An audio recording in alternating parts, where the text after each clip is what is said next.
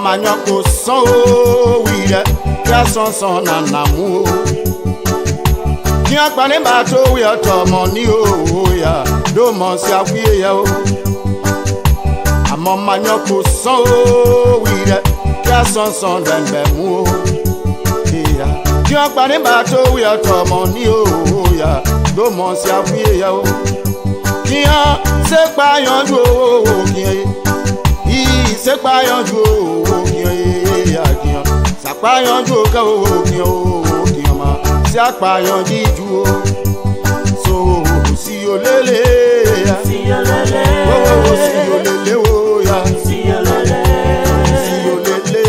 lele o ya si olele yo si olele amo manyo ko so wi ya son dan be mu Kian pani bato we money o abiyan me do mo si awie ya o Kian se payan jijo mama Kian se apayan jijo re son ke wo kian ya Kian se apayan ju o Kian ya uri money mo re tole se ma bembe son bi Kian ya uri manyo e abato ni Passion même oh Qui a eu money More tole se ma même pio abinyobe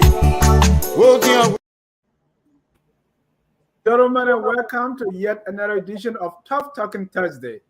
My name is Dennis Jai and we are broadcasting from Atlanta, Georgia. Today is exactly 5 days to elections in Liberia, the long anticipated October 10, 2023 elections. So with 5 days to go, we're going to be doing a preview of the elections tonight. And if possible, we're going to be doing our prognostication. I intentionally decided to go Satya. Our prognostication of the most likely outcome. With me to discuss our election preview, I have Dr. Abdoulaye Dukule. Dr. Dukule has worked with two past Liberian presidents, Dr. Ahmed Sawyer and the Iron Lady Ellen Johnson Sirleaf. Dr. Duke, welcome to the show. Thank you, Dennis, and hi to everyone. I'm a teacher, Dennis. I keep telling you, I'm a teacher. He's a teacher, he's a diplomat, and he's also a journalist. Let me also welcome our governance advisor here, soon to be Dr. Ahmed Sirleaf. Mr. Sirleaf, welcome to the show. You ready to go on Satya tonight? Thank you, Dennis. I'm looking forward to the conversation. Happy to be here. Thank you. Let me also welcome back our public policy analyst and the presenter of the Liberia History Channel, Call Family. Call, welcome to the show. Call, you are muted. If you can unmute yourself and adjust your camera a little bit so we can see your face. Thanks, Dennis. It's always my pleasure to be here. It's been a while. Welcome back. Glad to see you. Yeah, it's good to be here. Good. Let me also welcome Mr. Kehleboe Gongloe. He's the brother of presidential candidate Councillor Tiawanse Gongloe.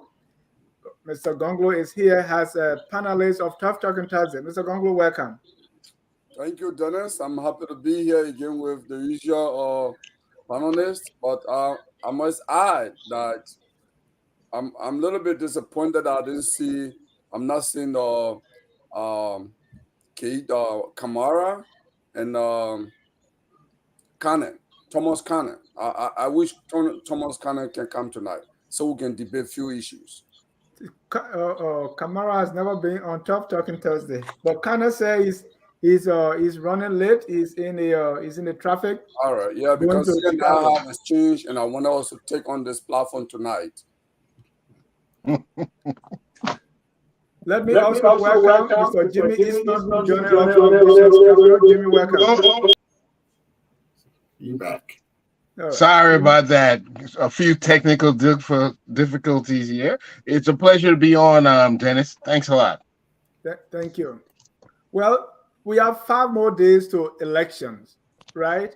And with 5 more days, this we've been talking about elections. I mean, for a year now, and I can't believe we almost here.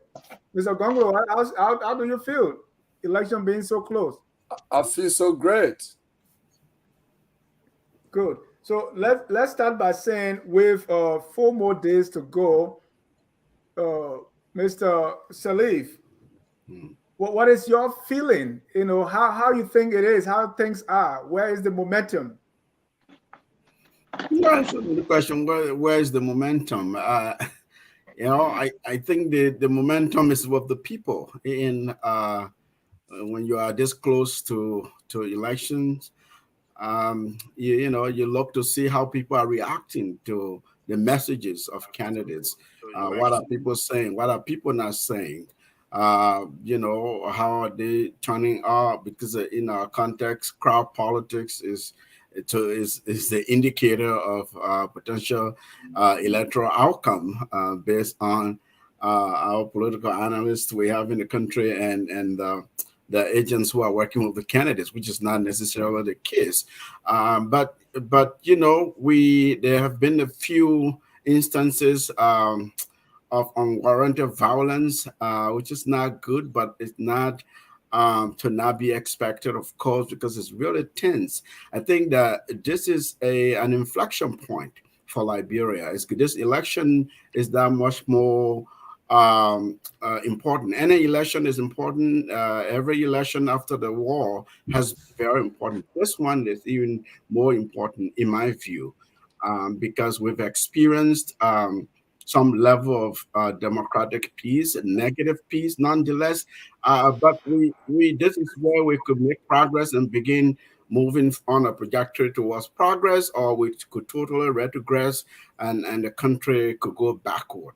So what we decide in this election, the Liberian people decide in this election, to me, will be a turning point. To which direction, that's yet to be determined.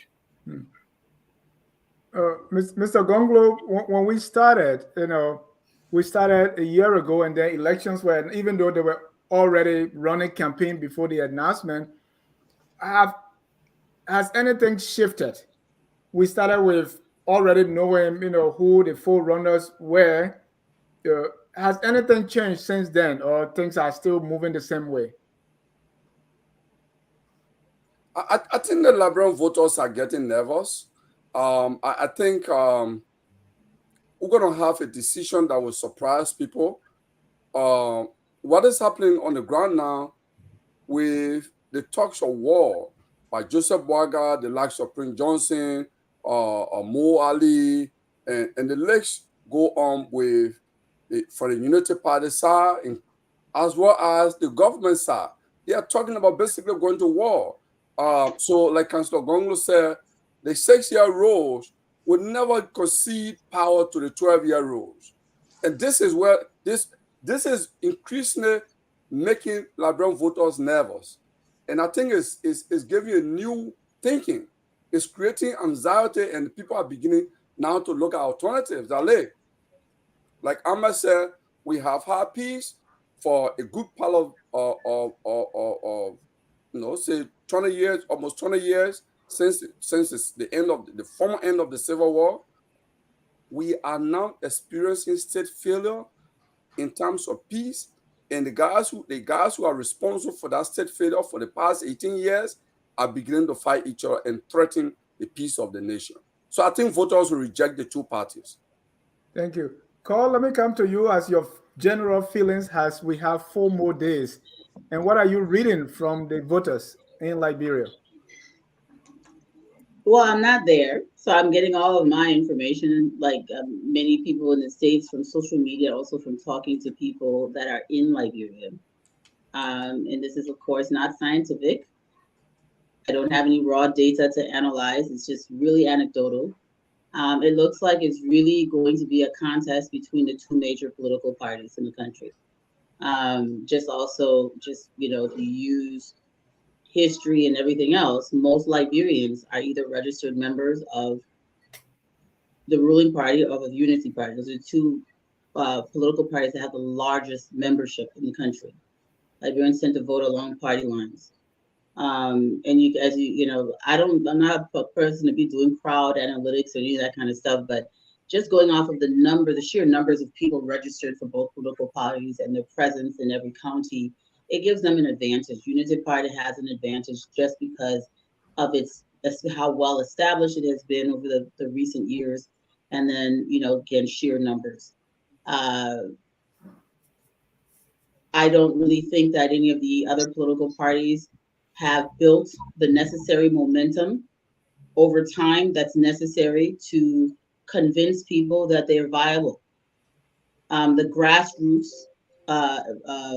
exercises that needed to have taken place, especially for those who've run for president in the past and lost, they had 6 years to get into the trenches with the citizens and engage them in order to help them to build that trust and build that relationship.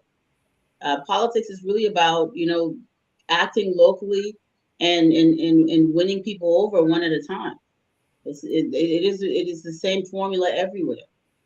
You can't get a late start and expect to accelerate and catch up to people who've been present and in the process of engaging people for several election cycles. It's just not that easy.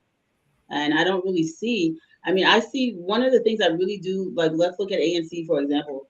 I think they're doing a great job promoting their candidate in the United States. And recently, with the influx of ANC members from the States going to Liberia, now doing a lot of the grassroots movement, work, I think it's a little late. I wish I had, that had happened before. I see, young, enthusiastic, patriotic members of ANC on the ground, boots on the ground right now. Where were you 6 months ago, 2 years ago, when we should have been doing, the civic engagement and all of those things? I think their presence now is helpful, but I think it's too late to really gain the momentum necessary to be a real contender in the race.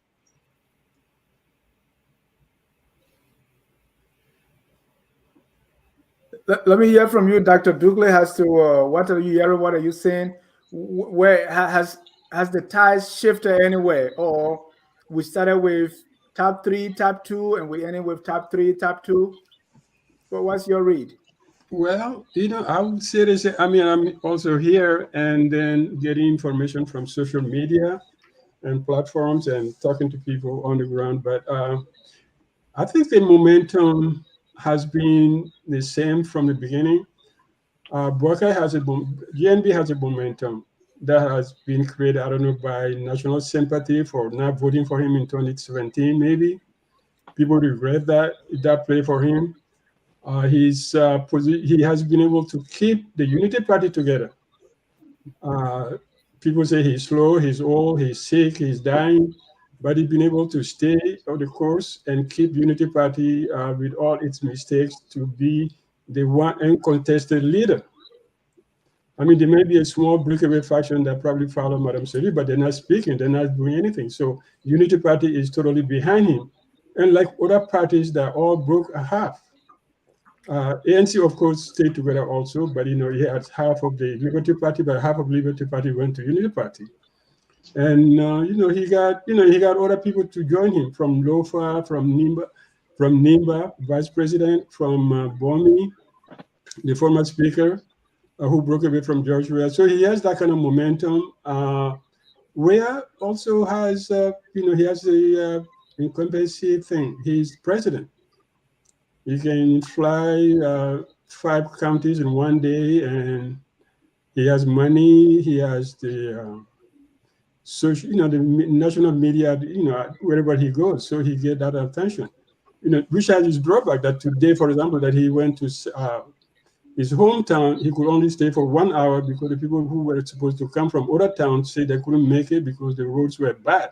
They couldn't travel to come to the reception, so he only spent an hour and then left. But so I think the momentum is still the two ANC coming up they say they're doing a groundwork. How you call it? This kind of knocking on doors and not making big rallies and all of that. And as Cole said, is it a little bit too late? Is it possible to be a second in case there's a second round? What are the chances? Can they beat Weah? How much can they take from Weah to be in a second round? All of that. So those are the questions. But I think they, pretty much they feel the top field is still the same, CDC, UP from 2017. And the only surprise will be anybody who can come and break that duality and bring a new number in there. Could CDC, could ANC do it? They think they can do it. Can Chairman Gongloe do it? I wish he could do it. Can Muniba do it? He's a young man with a lot of energy. But I don't see it really. Thank you. Jimmy, do you agree that the momentum is still where it started? And are you surprised? No, I'm not at all surprised. In fact, I do find it fascinating. You see, what is revealing itself are all the biases, the prejudices, the idiosyncrasies. Everything is coming out now, and it is obvious we have some unfinished business. We have these lingering elements of this war that are still very actively involved in our politics, shaping people's views, shaping how things turn out. We have not properly dealt with certain things in the past, and that has to be addressed eventually. It has to be addressed because, as we see, it lingers. We're hearing war drums. We're hearing, I will go to the bushes. That, in democracy, that is never an alternative to go to the bushes. That is a failure in democracy when you cannot resolve your issue through the ballot box, that it has to result to war, to violence. That is a failure. That is not what democracy is about. If this is what we're going to embrace, then we have to follow the democracy. And even in a case where some people say some people doing something unfair, illegal, cheating, it still has to be resolved in a civil way. So what I'm looking at today, to see that these things are still lingering, it tells me that we have some unfinished business that we need to deal with. And if we don't, it will continue to linger in our society. It will continue to be the 600-pound gorilla in the room. So I'm hoping that these things are going to be addressed in this election, and that this election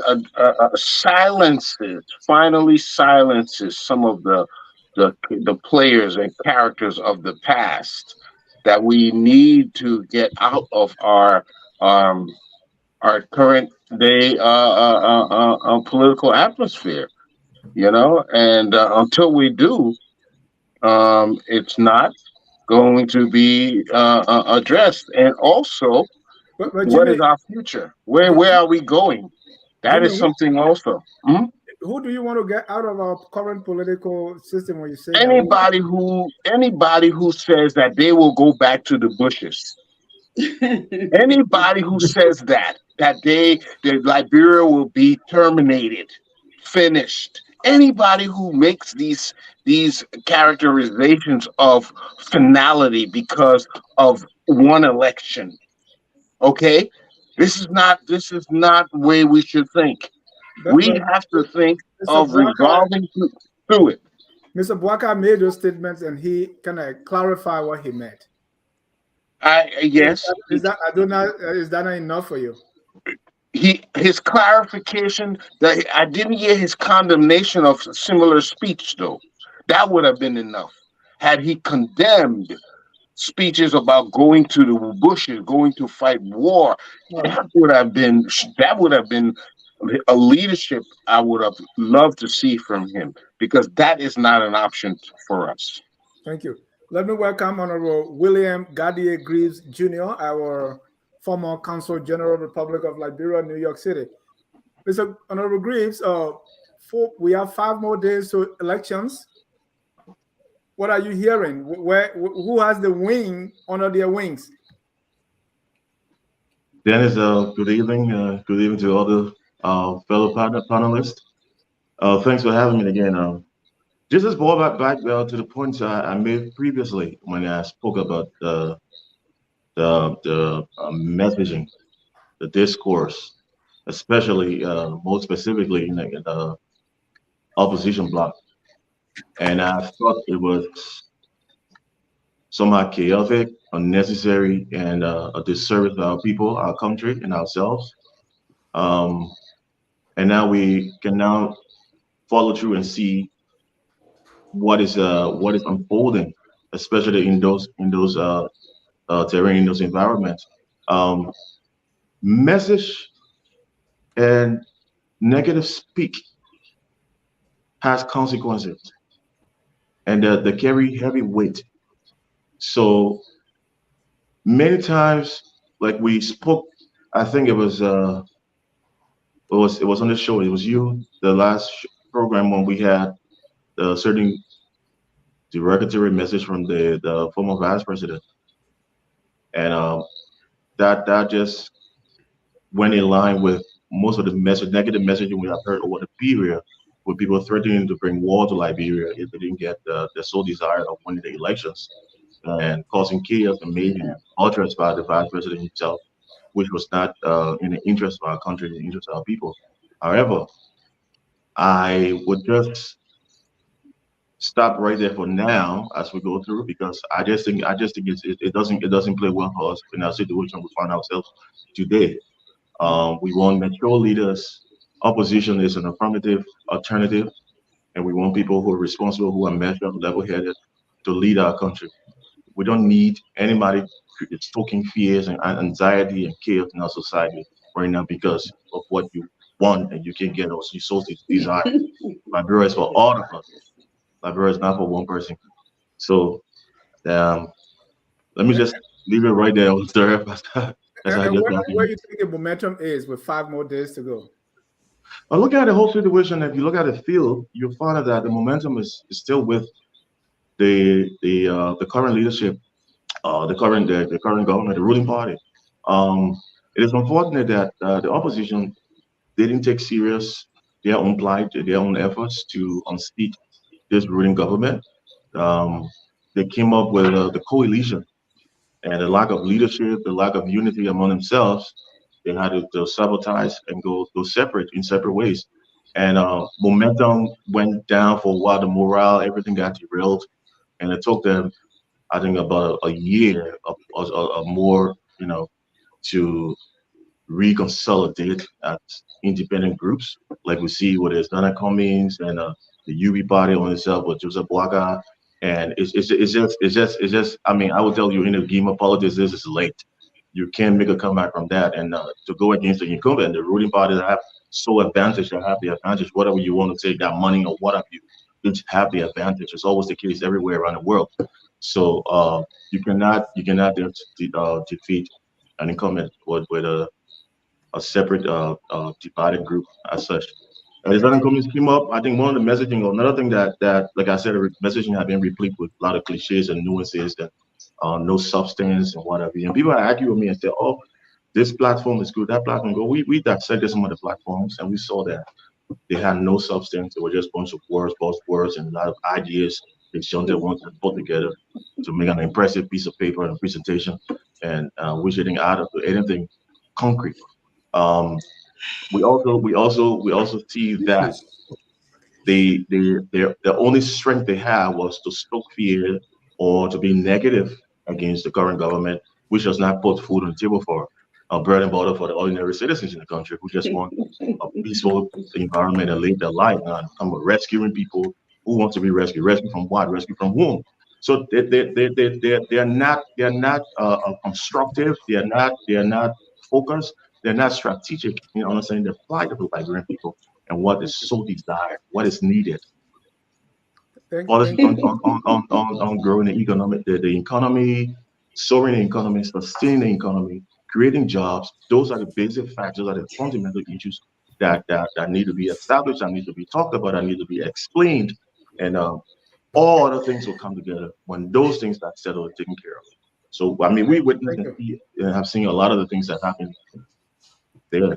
So the Cummings now just started. I heard just started growing some momentum, but it's late when he spent most of the time. The whole opposition blacked him on corruption, war crimes, court that didn't mean anything to the ordinary Liberian people, and they wasted so many years just using. I mean, vociferously regurgitating and propagating those kind of messaging that didn't take them anywhere.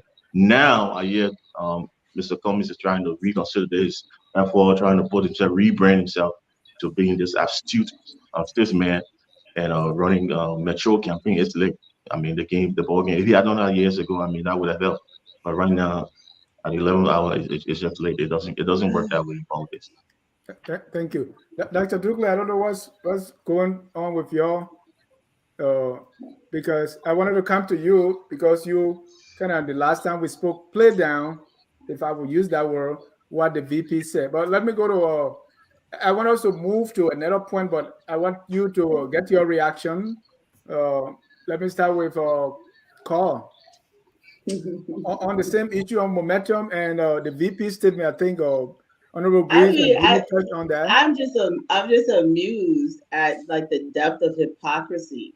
You know, I don't know who Mr. Greaves thinks the audience is. I don't know if he thinks we've been living under a rock for the last 6 years. But you talk about threats of violence and actual acts of violence. You've got a city mayor that thinks he's a rebel leader, and he hasn't been fired by the president. You've got the superintendent for Grand Jita that I think held Cummings and his team under siege at one point for going into Grand Jita County. Superintendent of Grand Jita telling Kehleboe that he can't enter the county as if Grand Jita is a country unto itself. I mean, you got the most disrespectful, unprofessional, indisciplined group of people in the entire history of Africa running Liberia today. There has been no group as incompetent and irresponsible and incapable, all gathered up together. It's not like it's one or two loose cannons. It's like all the loose cannons got together. Look, Dennis, everybody knows it. Today, this morning, somebody sent me a video from Sasstown. And the children were saying we want rescue. Look, when people are drowning, you throw them stick, they'll hold a stick, Dennis. That's what's happening. We want rescue. The children said, just throw us one piece of plastic, we'll hold it to stop from drowning, right? And then they had to offer the children $100,000, $100 grand, Liberian dollars, I should say, in order to get them to stop chanting what they truly felt. This is pathetic. And we're going to sit here and talk about little mistakes by opposition. And we're going to talk about, somebody saying, hey, if we have another 6 years of WEA, it's going to be disastrous. And we're supposed to sit here and pretend that is a call to arms. When you got to sit in there running around, literally talk about flesh and blood. We'll fight this with flesh and blood. I mean, you've got blatant threats against the peace from people who are being paid with tax dollars. We're not talking about that one. This is we got to have honest discussions. We got to respect. We have to respect one another and respect the citizens and talk the truth. Let's say here, be pretending that this 88-year-old old man was threatening war. We know that didn't happen. That's BS. He clarified it. That's good enough for me. Mr. Cummings, you talking about Alex Cummings not being articulate. Mr. Cummings says one sentence is more articulate than anything we've heard from our elected president in the last 6 years. One sentence comes out of that man's mouth is more constructive. Every single member of opposition is a better option than what we have right now. And we all know it. And it's not because WEA couldn't do better. It's because WEA surrounded himself by people, many of whom would otherwise be competent, but they've all decided to lie to the man and lie to the Liberian people. That's the problem. If he really wants to win this election, he should fire everybody. Then let people know he's serious. Thank you. I'm back, Dennis. You call my name. Yeah, I'm back. Yeah, go ahead. I want to, the vice president's statement. The last time we but spoke, I think the vice president clarified.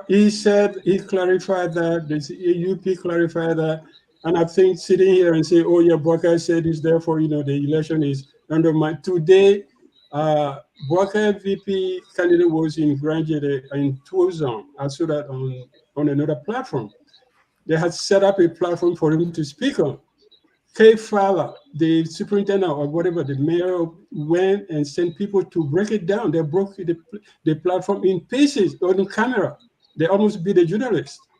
But he wanted to run away with his camera and then send the pictures, the video to Spoon, and Spoon put it on air. That happened today. And Mr. Joshua went to Sastown, and he spent 1 hour for a program that was supposed to be 3 hours. But people could not make it. It is fact. Putting your hand on my face does not stop the sun.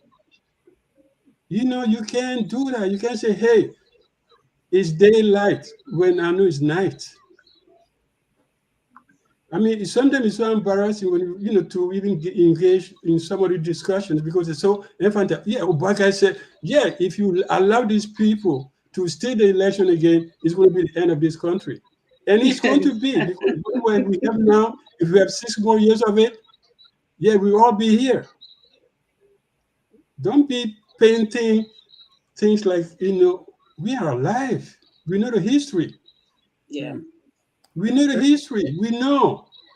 We pray. When I was part of the people. I said, 2000. I said, okay, we have put together the 2 groups that fought the war that killed 200,000 people together. The NDPA of Samuel Doe and the NPP of Charles Taylor. These are the 2 people who fought in this country. And then he put the 2 groups together. I said, that means national reconciliation. But did it happen? What happened to it? That was the ultimate solution for reconciliation. He said, he brought these 2 groups together who fought into small branches, but still fought each other. Taylor people, the vice president is Taylor's wife. Every other minister is from the from the NDPA, the advisors, the same advisors as Doe and Taylor. He has them, he run him. So it should have been the ultimate reconciliation. What do we have? Come on, guys. Don't paint my face. But Dennis, are we still discussing the 2023 elections review? Yeah. Yeah, that's what I'm talking about. That's what I'm talking about. I'm talking about that. I'm talking about that. No, on the Spoon TV also, I heard something about Gongloe something, and that was kind of strange to me that the pool watchers of Gongloe team will be paid for by the CDC. And then they had that information. They had video. They didn't play the tapes, but they had some things. They said they have all the information. And then they asked, what is his name? The young man who speaks for Gongloe sometime on Spoon. They asked him to go talk to his people and come back. He has not come back. But there was a discussion that the LPP pool watchers will be taken on charge by the CDC, and that was decided by LPP yesterday or 2 days ago, and they had sound bites. Is that okay? You said that's what was reported, or you heard it from somebody? No. I heard it from Spoon. Yeah, it was on Spoon. They had it on Spoon. They say they had information. They had tapes. They had email exchanges, text messages between candidates, and so and so on. That's what you heard on Spoon. Yeah. Sino Senator TJ said, can I speak to just from the boat to the mouth. So, Mr. Gongloe. No, I just said that. Yeah, Mr. Gongloe, speak to that, and also you earlier said about the war drums, which Dr. Dukule was speaking to. So go ahead. I don't know how much time you're going to give me, but let me just say this. 2 minutes. I think there is a context. There is a context here. There is this whole nervousness in the Unity Party. Spoon is a platform for the Unity Party campaign. So in the last few days, Unity Party has, in fact, for the past 3 months, Unity Party has actually stepped up negative campaign against Councillor Gongloe for whatever reason. But I know they are all in a context that I don't fault them for that. I don't force with them for that because we are all fighting for the same thing, okay? So it's a competition. You can say whatever you want. It's fair. It's a fair game. But 2 days ago, Stanton sat on Spoon when there was no Gongloe spokesperson on Spoon Network. He said Councillor Gongloe has endorsed George Weah. At that time, Councillor Gongloe was in Granjide. So immediately the party held a conference in Monrovia to issue a rebuttal, a strongly worded rebuttal to that. I think Dido Zewa and other people scary. Today, I was just called. That's why I went off the video, because I was called to clarify if I have any additional information. And I called Abdoulaye Miami. At this moment, Abdoulaye Miami did not leave Spoon because he going to consult. No. Abdoulaye Miami works for the USAID. He's currently in DC on the whatever workshop, like some retreat for the organization he works for. So they are in a hotel and they done a workshop. He was on the show. Then whatever group he part of, they're supposed to do presentation tomorrow. So he asked him that he has to go with his colleagues to go do that presentation. He didn't say, I'm going to consult. And in fact, Abdoulaye Miami left the show before this information Stanton started to talk about it. So it was Gray who called me. And Abdoulaye, he said, we can't get Abdoulaye now because he asked for excuse to go do his office work. So do you have any information? And I said, he said, Stanton, call my name. Say, I, Kehleboe Gongloe, gave him the information. Can you clarify? Right. When he said Gongloe is on the land, Stanton said, Gongloe is not allowed to speak on my platform because he insulted me. And I tested what is an insult. When Stanton launched that lies, diabolical lies against Councillor Gongloe, I tested him. I said, 1 month ago, you sat on Spoon and said, Councillor Gongloe is a great patriot, a good man, only because he was trying to defend you in your legal case in Monrovia. Today, you engage in outright lies against him. What would it have taken you to call the same man who you're calling to help you in your legal case? What would it have taken you to just call him to ask him, I'm hearing this, is this true?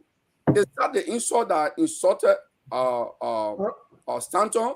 All right. One following our text to say, I want you to know that. Mr. Gongloe, let's get back to our topic and leave what was said on. Because that the Dukule raised false information, I need to go further. I texted and said in our text that I want you to know that there is life after October, and there has always been life after October.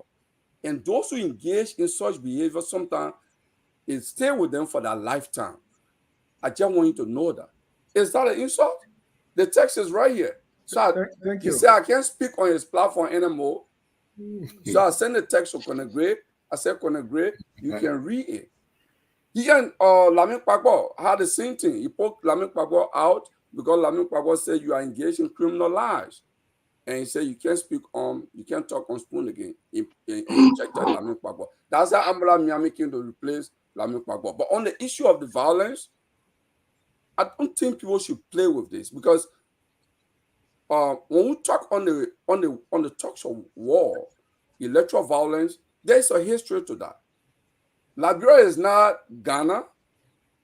Liberia is not the United States. We are a post-war country. We are a country that fought war based on different makeup, ethnic, political, economic, and you name it. In some communities, it may have religious undertone.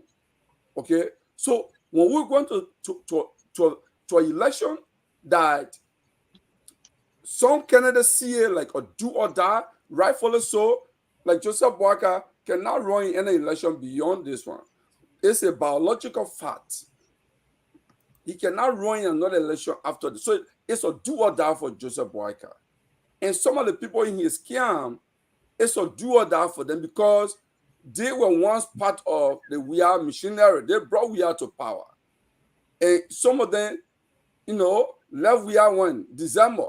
Some of them left Weah in March. Okay? So they feel that, hey, if this man win, our life will be miserable. So this camp is made of complicated people that they see life and death. They don't see an exchange of ideas in this election. So that's why when the VP says something like that, and PYJ says something, on this platform, Dr. Du said, PYJ to use gone, kill, die in one sentence, that threat. Didn't you say that, Dr. Du? You said it. So, right here on the platform. So, and these are members of the camp. So when we talk on this, it's not an ordinary thing. In fact, Councillor Gongloe has argued in recent time that he is the only candidate that is a unifier. Because when CDC had the accident, when some of the partisans died, he went to CDC headquarters and sympathized with them. When there was violence between Unity Party youth and CDC youth, he went to Unity Party headquarters and spoke with the youth and said, let's exchange ideas and don't engage in violence. He went to 11 political party youth wing and spoke with them. And he has argued, can Alexander Cummings go to CDC headquarters? No. Can Alexander Cummings go to Unity Party headquarters? No. Can George Weah go to Unity Party headquarters? No. Can Unity Party go to... So this is the argument, and we should not overlook this thing. Thank you. It's real. Violence is real. One person has been killed in Nimba on record.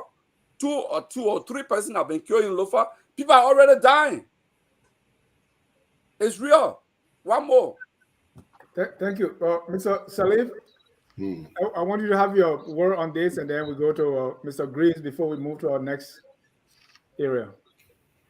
Yeah, of course, incendiary rhetoric doing, an intense campaign like this is not welcome in a context like ours.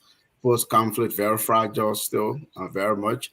But particularly with Mr. Boyka, however, I mean, you got to have some sense of hyperbolism here. In Liberia, we say all the time, man, you finish. You do that thing, you don't say you finish. If you don't do this, you finish. What does that mean? Are you saying literally that person will die and they finish and go? Come on, we use that in our regular parlance all the time. And you also have to look at the history of the person who's making the utterances. Yeah. Speeches are made also in context. Look at the context in which the person spoke. You don't just take a verbalization as a whole in and of itself and run with it. But Gongloe was saying, we're in a electoral campaign politics. Of course, your opponent makes a gaffe, you pick on it, you do some kind of negative campaigning with it. That happens. That's what's happening here. But I didn't particularly take Mr. Boyka's remark as any threat to the peace and any existential threat to the existence of Liberia. I think that was pure hyperbolism. And now with Senator Prince Johnson, right? Yeah, that's something. Now we're talking. If Prince Johnson start to say, look, before I go to Prince Johnson also, I talk about context, right? Why did Mr. Boyka say something to that effect? If we don't run the election properly, well, I can't exactly quote what he said. But here's the thing. The National Election Commission, under the new election laws of Liberia, they statutorily, they should have published the final voter roll and posted the thing everywhere at all polling stations around the country, made it available to political parties.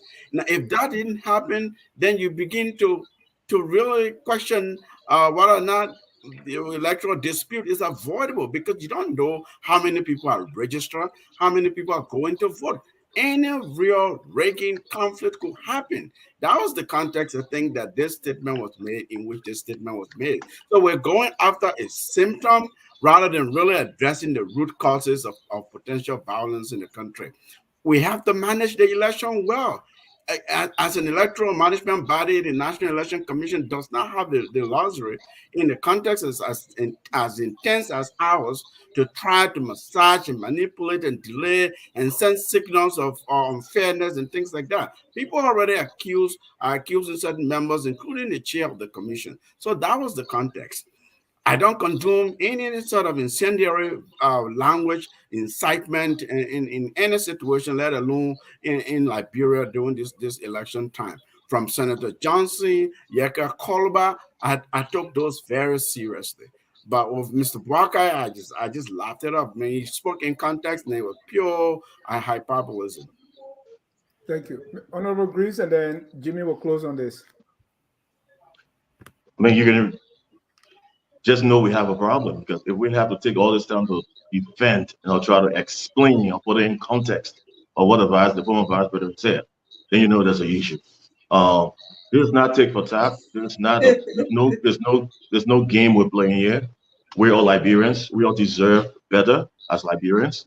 We know our very recent past. We know what we went through. 3 decades of civil strife. We burned the pains. We know what it took us. And people on the platform, on the political platform, at this level, especially somebody we would consider, very high esteem, like such as the former Vice President Bwaka, who has also been a part of the healing process of our country. To see us come today where we are, and have turned the corner to this peace that we enjoy that is still fragile. To make those kind of comments is no excuse. Those are not incendiary comments. Those are comments that stoke anxiety and fear and the violence in our society. And I know who you're talking to, but I talk to people. I'm a Liberian like any other Liberian here. So we would watch clip on Facebook or YouTube and see people rejoicing and what have you. I talk to people. I talk to people who are very concerned. I talk to people who are already started feeling the fear of these things that are happening. We've seen it translating already. It started transmitting to physical attacks. It's not just in the word. Now, there's a pattern. For months back, we've heard utterances on major political platforms of individuals who were in position, who were stoking this fear, talking about going to bush, talking about getting guns, talking about if we don't get our way, we would do this. It started from there. And has any opposition political party leader disavowed those comments, condemned those comments, or set a record straight to the public? No. So we're sitting here in our comfort chairs and comfort rooms, and we think, oh, it's fun, oh, we know this, no. The people back home are fearing. They are confused. They don't know exactly what to expect. People don't know the next morning from October 10th what Liberia is going to look like. Because the permanent individuals, those individuals that are supposed to be the godfathers, the godmothers, or whoever to be the fathers of our land, leading us through the right path, regardless of whatever situation that is, are the ones who are leading and stoking this anxiety. It's troublesome. It's worrying. And that's what we're saying. I didn't come here to play. I'm telling you, today I was on the phone with 3 different people from Liberia who are equally concerned. Those are business people. So you might be in a bubble. You might have your constituency. You might have your party followers. They might be, hey, everything is fine. No, you have a good number of independent people who are not associated with any other, who are pragmatic, like me, associated with no political party. They are reading. All they want is stability, peace, that they can go about a normal business. They don't want anybody looking at them in a pejorative connotation. Nobody looking at them diminutive, like they are parasites or they're dependent. They can feed themselves. They can fend for themselves. They don't want anybody rescuing them. Another thing that is going around that I'm hearing. We don't want anybody to rescue us. We just want peace. If we will be the one to rescue. Should come to us, persuade us, convince us on why we should vote for them. Give us your platform. Tell us what the economic plans you have, the policies. We want to look through it. We want substantive plans. We don't want all the, I will do this, I will build this, I will build it. No, no, no, no. No nation survive all of those. Look, if you want to look at negativity, every country in the world is a work in progress. The greediness of America, if that's not going just the negative, you wouldn't want to fly it. Nobody want to come here. But people look at it positive. You do a measuring point. So we're not here for tit and tat. Oh, this person did it before, so I'm going to do it now. Why are they looking at me? No, you are an alternative. You're in the opposition. You telling us that they're not competent. You telling us they're not capable. You can bring a better leadership. Is that the example of it? And that's the questions we're asking. In simple terms, I'm a Liberian. I'm a professional. I can fend for myself. I don't even have to work in government if I was back home in Liberia. I would survive decently. But we do not want anybody. They're talking about social justice. They're bringing things. They're inculcating things in our framework, in our fabric that got no place, no meaning. And I read through the preamble like we're talking about, and I started questioning. There's so many questions. There's so many things we can talk about. Give us simple messaging. Tell us who you are. Introduce yourself to us. We know you, but introduce yourself to us more. Tell us why this government should be dethroned. Why the government should be taken out of power through a peaceful and democratic electoral process. Why we should take you over there. Tell us. Okay. Coming from one line. I haven't heard anything genuine, concrete in those lines. I listened to a lot of coming remarks. I hear a lot of talk. I hear a lot of over-promising. I hear a lot of things that to me does not make substance. Looking at our situation back home. And the same questions being asked by the same people. I talk about intellectuals, but people back home that I speak with, they have the same concern. So let us not talk about tit for tat. This person did it before, that person did that. No, we're talking about now. We're talking about election process now. We're talking about people being men in the room, people who will be given a gavel to lead our country, lead us, who have been through the process, who know that the importance of leading our country. Act like it. Don't do otherwise. And that's what we are. Thank you. Now, with 5 more days to go, a lot of things have been happening for the past 2 to 3 weeks. And I want us to take a look at a few of them and see whether those things sway the voters this way or that way, or if they have any impact on the election whatsoever. Let's be reminded that we have registered voters, 2.4 million registered to vote. And if we divide that into, let's say, magisterial districts, as they call them, and all I saw was Lower Bong, Upper Bong, Lower Lofa. So that's the number we have. And hopefully these people will be going to the poll. Of late, we have seen a lot of things. President Yeyia has been going throughout the country, and he's running. Most of the places he's been, he's almost running a 2-person race. His attacks are on Waka. He said, hey, look, when he went South Town, he spoke crew. He said the man was sleeping. Somewhere he said, even in rehab, 12 years he was there, he didn't do anything. When I got there, I turned the place to Miami. So it's all being like, I'm attacking JNB because he probably, so he's almost making it a 2-way race now.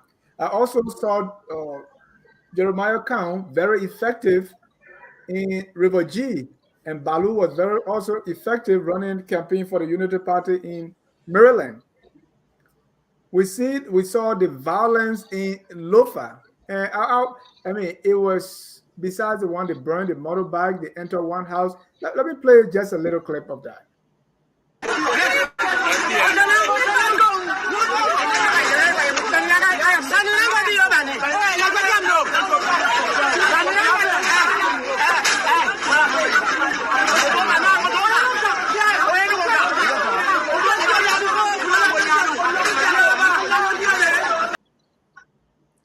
I think a lot of you saw that video. At the end of that video was so gruesome, they beat someone to death. And even when the person was dead, they still beat that person. Where was this? In Lofa. Oh, in Lofa, okay. Yeah, they grabbed the person in that house, beat the person to death. We also saw what happened. They said people went to Thomas Fall House. And up to now, there is no clear cut as to what really happened, who killed the person. And it appears to me that everyone is playing politics with that. the CDC chairperson called on the international community, not the government, to investigate. So I'm like, Isn't that what's going funny? on here? So a lot of things have been happening of late. Councillor Tiawan Gongloe have been delivering his punches and mainly on Buakai. So there's rumors now that hey, the Gongloe team and the CDC, they are working together, and that those are some of the rumors that Dukule was alluding to. So given what has happened over the past 2 to 3 weeks, Jimmy, has that caused the voters to go left this way or that way? What impact has those happening had on the various campaigns? Would that make anything different? Would that change anything on Tuesday next week? On mute, please. That's a excellent question, Dennis. From we're seeing all kinds of things unfold, and I get kind of worked up when I hear, because I've seen this before. I've seen the social climate degenerate. I remember in the latter 80s, leading up to the wars, waking up in the morning and seeing people beheaded, people taken advantage of. We've seen people go into churches and people are taking refuge and they get just slaughtered. What we will need as we go through these times is leadership, and the leadership who will be looking after Liberians. The other day, when the soup boys, the university students, were attacked, I didn't see anybody coming to their rescue to tell them, to say that this was wrong. And so I'm fearful that when it comes to this level again, who will we have as leaders to look after us? Because we don't see it. They want power. They want to become that person, but do they actually want to lead the people? Are they going to stand in the way when our people are being attacked? Away from anybody, Jimmy. Excuse me? What you are saying now, does that take vote away from any political party? What I'm seeing, because I don't see enough leadership. You're going to have to fight for the people that are being attacked in these cases, and I haven't seen that. So this violence that we're seeing occur with the absence of leadership is fearful. It's fearsome, and people stay home and don't vote because of that. If people stay home and don't vote? Yeah, because it says it's fearful. So will people stay home, or are they going to vote for somebody else as a protest vote? Say, well, nobody's protecting us, so we're going to go away for Sarah Beslo Yanti or something like that. What people will do, they will exercise their franchise, but in fear. We have seen this before. You kill my mom, you kill my pa. Who does that fear benefit? I'm pushing you. Who does that benefit? Yeah. It benefits the person and the party that would keep the peace. That's who it benefits. And so people are going to see this. People are going to see this as potential violence, and people are going to vote to keep the peace. That's how I look at it. Thank you.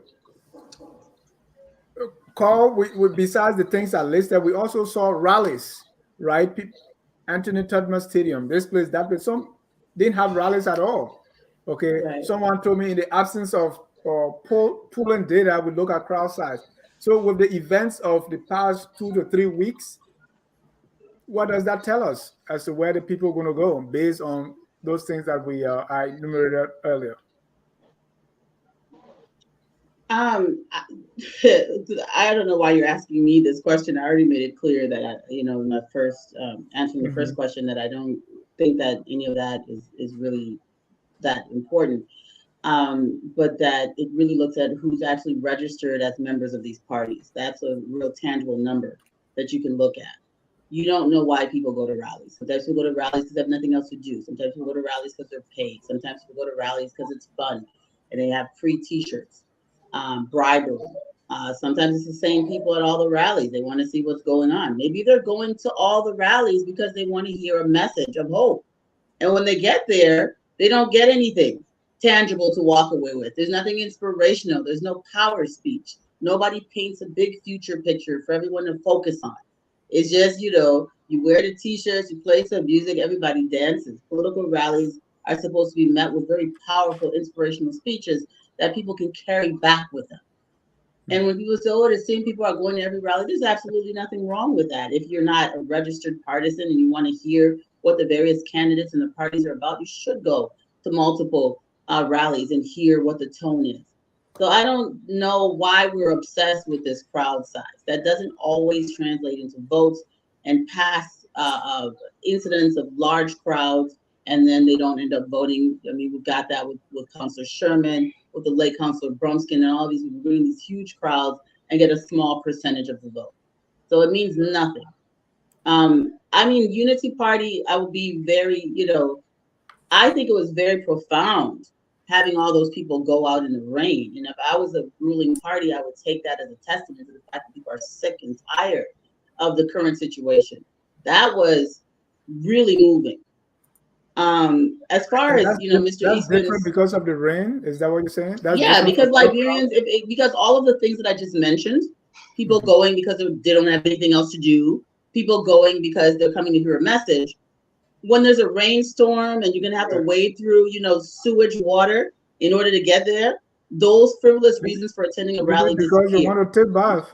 Now, nobody, like, people don't bathe in dirty water. They'll be funny here. I even did not comment is respectful to our people. No, so I love to go out in the water, dirty water, to stand out in the rain, wade through literally filth.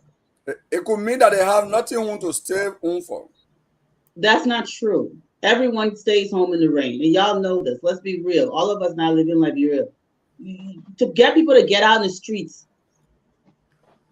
to go through that is a demonstration against the ruling party, period. Okay. And nobody can convince me otherwise. To address Mr. Eastman's whole idea about election violence, I mean, the coups that have taken place in West Africa in the last 2 years have been less violent than the elections that have taken place. The coups have been less violent than our elections recently. That should tell us something. Democracy is failing.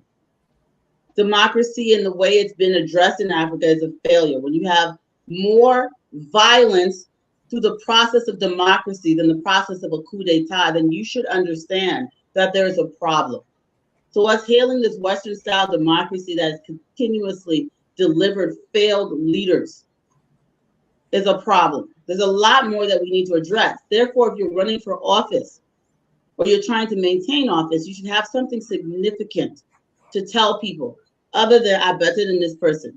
And as far as I can see, from where I sit, the contest is not about ideology or values or principles. It's about who is going to do every single one of them agree on the same things. The issue is not where to go. The issue is who is going to get us there, which is strange to me. So if all of these political parties all agree on the exact same ideology, the exact same vision for Liberia, and the issue is really only the one president, then there's a problem because we're ignoring the legislature. If you really want to know what someone's value is, you look at the lawmakers that are running on the political tickets, which we've ignored.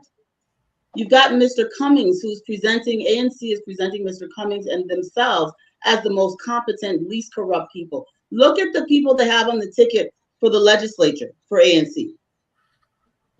You've got Alexander Suak, a former combatant, a person I've interacted with personally, terrible character of a human being. But it doesn't matter. Look at people like Boyd Childs that Mr. Cummings has promoted. What's the difference between these people and seditionists? There's absolutely no difference. So the only conflict between these political parties, including the ruling party, is it might be me in the head seat. The legislature can be any BM or anybody that goes, it doesn't matter. I don't see a single political candidate that is pushing legislative seats where people are representing the rhetoric that they spew. Show me your associates, your friends. Show me your legislative officers that you're pushing, and I'll show you who you are. That's how I see it. Thank you. So, yeah, and your thoughts before I go to Dr. Duke. You can go to Dr. Duke. Dr. Duke, with these the events of the last 2 to 3 weeks, what does that tell you? Are they going to sway anybody to go this way or that way? No, I don't think so. I think people have made up their mind mostly. I think you got probably in a very small group of people in the middle, probably 10 to 15% of voters who are still trying to decide where to go. But, I want to address something though, that, Ismail was talking about. This whole narrative, social, political, historical narrative we have been inside that has sort of banalized, death, make violence acceptable. When it started, when Mr. Greaves said, are we talking about today or something that happened in the past? We cannot talk about today without, going back to what happened in the past. We were here in 1985. We remember how people went out to vote. I was at the city hall. There was like 2 miles long line of people voting, and everybody voted against this man, and he won the elections. So we were there. So we cannot talk about today without talking about yesterday, because if you forgot yesterday, you're going to repeat the mistake that you made yesterday, and that's the problem. I'm surprised that, so far we haven't had more violence. Somebody say, oh yeah, but is Boakai last time to vote? Yes, maybe Boakai is desperate because it's his last chance to run for president.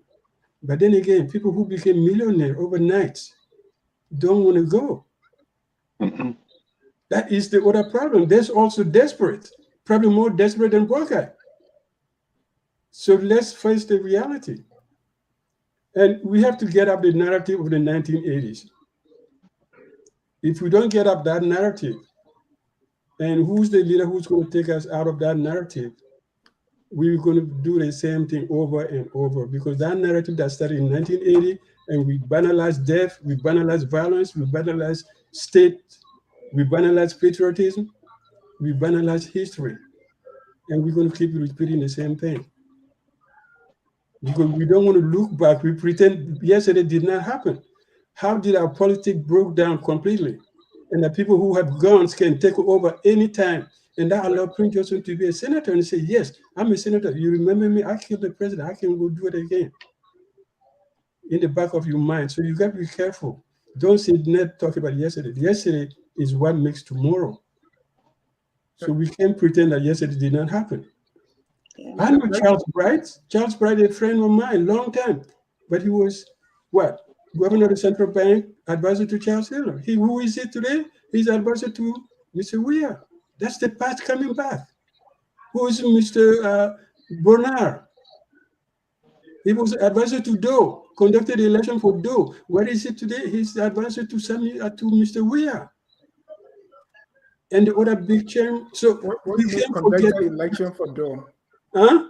What do you mean conducted election for Doe? No, he ran the process. He was part of the election commission. He worked with Doe, through the whole electoral process. But Dr. Dukule, I have a question for you. Talking about the president, we saw the violence in Lofa.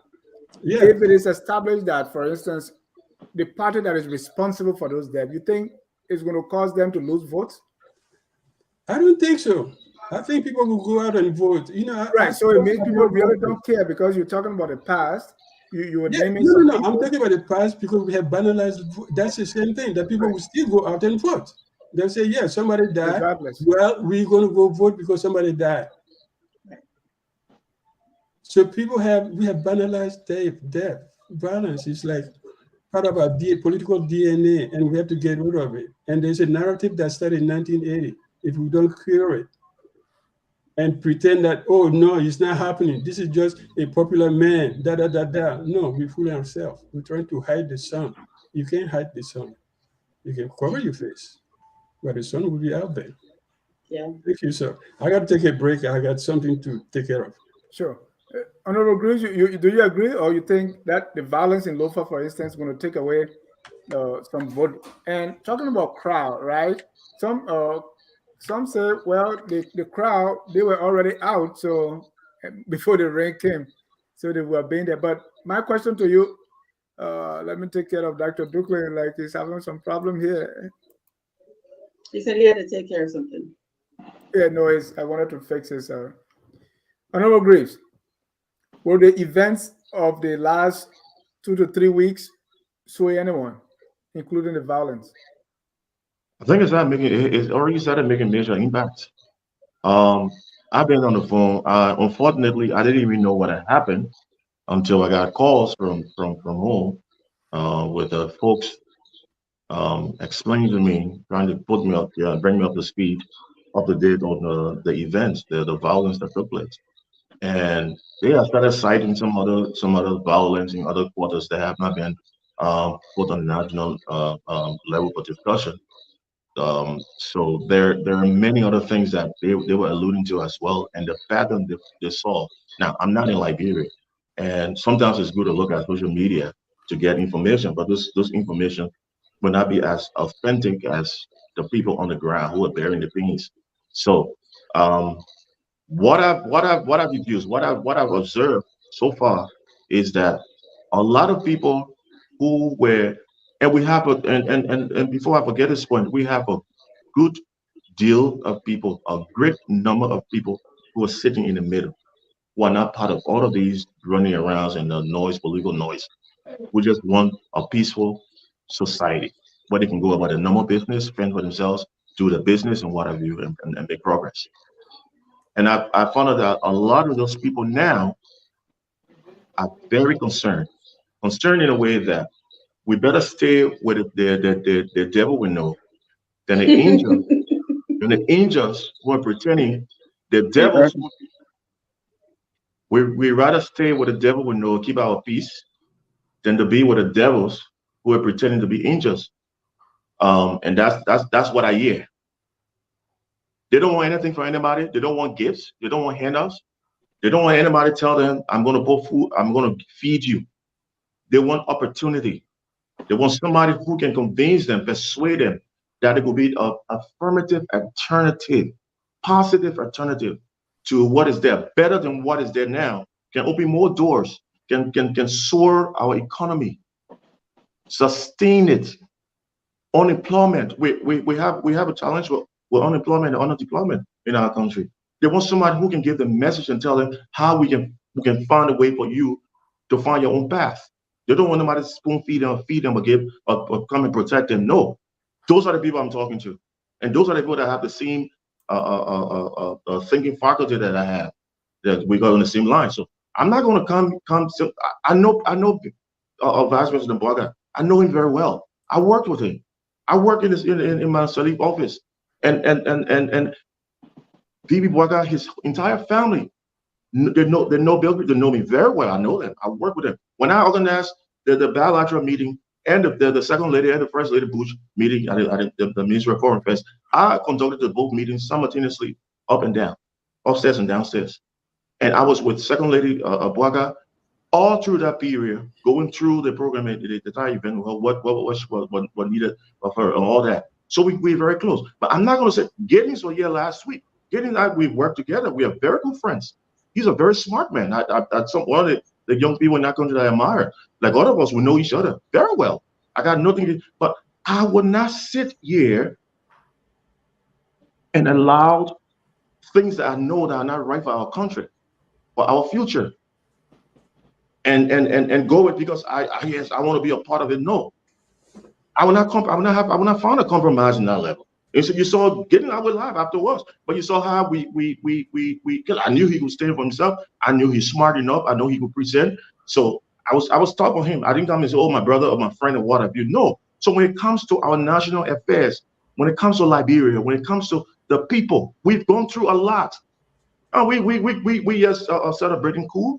Where have we come? What have we come to? We're comparing coup to democracy. What are we going? The coup took place in Niger, in Burkina Faso. Do we know what has happened? We know what's going on. Yes, we do. We study Africa. We study politics. We know. People's rights have been infringed. People's rights have been infringed upon. Democracy has been suspended. People have been grabbed overnight in jail. Some have been executed, but you don't hear in the news.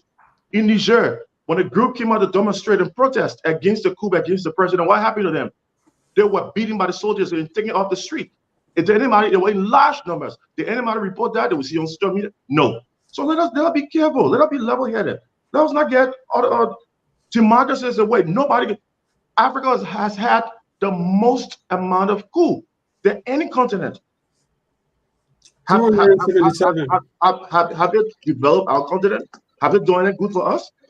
We're talking about 1990. We're talking about Doe. We're just talking about our nation's recent past. And then we elevating and promoting and celebrating coup and violence. What have we come to? Now, back to the topic. What I'm hearing is that a lot of independent voters, even some of the voters who were soft-minded and more sympathetic to most of the guys in the opposition bloc, are now rethinking. That's what I hear. Now, there's not tip for that. You can say all you want to say about the current leadership. The guy he comes, but the first thing he does is self-deprecation. He tells people he makes fun of himself. He knows his deficiencies, he knows his weaknesses, he knows his strength. But our nation is on the right trajectory. It's moving like any other nation that is a work in progress. Our country is moving, maybe on a slow pace for now, because there are a lot of global issues that have challenged all of us. We're blaming the government for everything. We're blaming them for every drug. The homicide rate, the fatality incident, I think, was in America in tens of thousands every month. It's a pandemic. It's affecting all nations. We should get together and start talking to our children, start healing ourselves, healing our nation, instead of putting individual leaders and thinking they will do it for us. And we want to do wrong, and we be blindsided and say, yes, they did it because of these reasons, justify those things. Thank you. Mr. Sirleaf. Dennis, I need to come in because there's a couple of things I want to point out. I apologize, but I'm not. Listen, I'm not advocating for a coup. I'm stating facts. People need to stop reading beyond what people say. The fact is, our democratic election process is more violent in recent years than the coups. Full stop. You want elaboration? We celebrating coups and say whatever you want. What are the examples called of our elections being more violent than coups? Sierra Leone, Nigeria. Our representative elections, let's say to Liberia. Every woman that has run for office during the George Weah administration has been physically, violently attacked.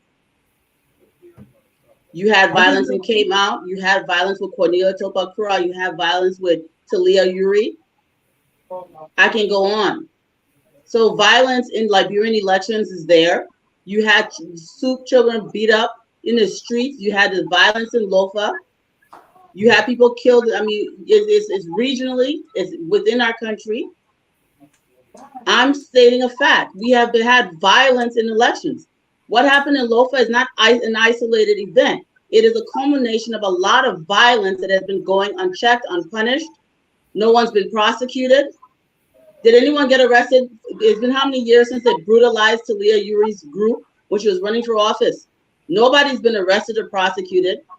All of the violence. And so when the government fails to provide security, it escalates. No one is responsible for security in the country but the government. Security is one of the fundamental reasons government exists. You had the president come on and say, be your own security to the citizens. Now you have Mr. Greaves here telling us that there's all of these things that happen that aren't in the news, but he majestically and magically knows about it because he's some omnipotent, all-seeing person. Oh, they're not reporting it, but it's happening. How do you know? Have you seen it? You CIA, how you know? And Dennis, you're a journalist. People say anything on your show, you're supposed to ask them how they know. Exactly. How can you make statements like that? You know, and so no, I'm not going to sit down here and let y'all like to talk things that you cannot back up with any type of fact or data. And some of us are not going to tolerate that. You're sitting on this platform. These are all educated people on this platform. And that's why I keep wondering who is being addressed here in this conversation. You know, you're just going to make blatant statements that are clearly not true. To prove what point? For what purpose? What's your mission? Right. And how does that even promote we and the leading administration to make up stories about violence against citizens in countries that had coups? How does it make sense when you say these things? It doesn't. And that was my point, Dennis. But do I support coup d'etats? No. I'm not running. Do I wish you are making it up? You're not the only one with access to information. You're making that up, and we know you're making it up, and more importantly, you know you're making it up. It's not true. Again, back to what I was saying, Dennis, this is in no way an endorsement of coups.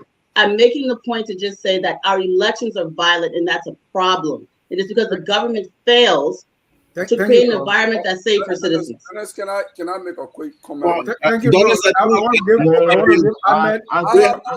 No, I think you invite us here, Dennis. Hold on, let me bring Ahmed in the discussion. Ahmed. I spoke with him one time. Yeah, you're not going to bring Mr. Greaves here to just, I spoke with him one time. Hold on, Kehleboe. You went in and out. That's why. All right. This is Jimmy, can you set up your? You're not that old. Say that again. No, you're good now, Mr. Sirleaf. Please make your point. And I was just saying, it's incredible. Look, it's one thing to pick a candidate to support the ruling party, to support President Weah. He's a Liberian citizen. He's our president. All of us are from Liberia. We have family, we have friends, we're educated people, we do research, we prepare, we read stuff. Sometimes we read more than just social media, okay?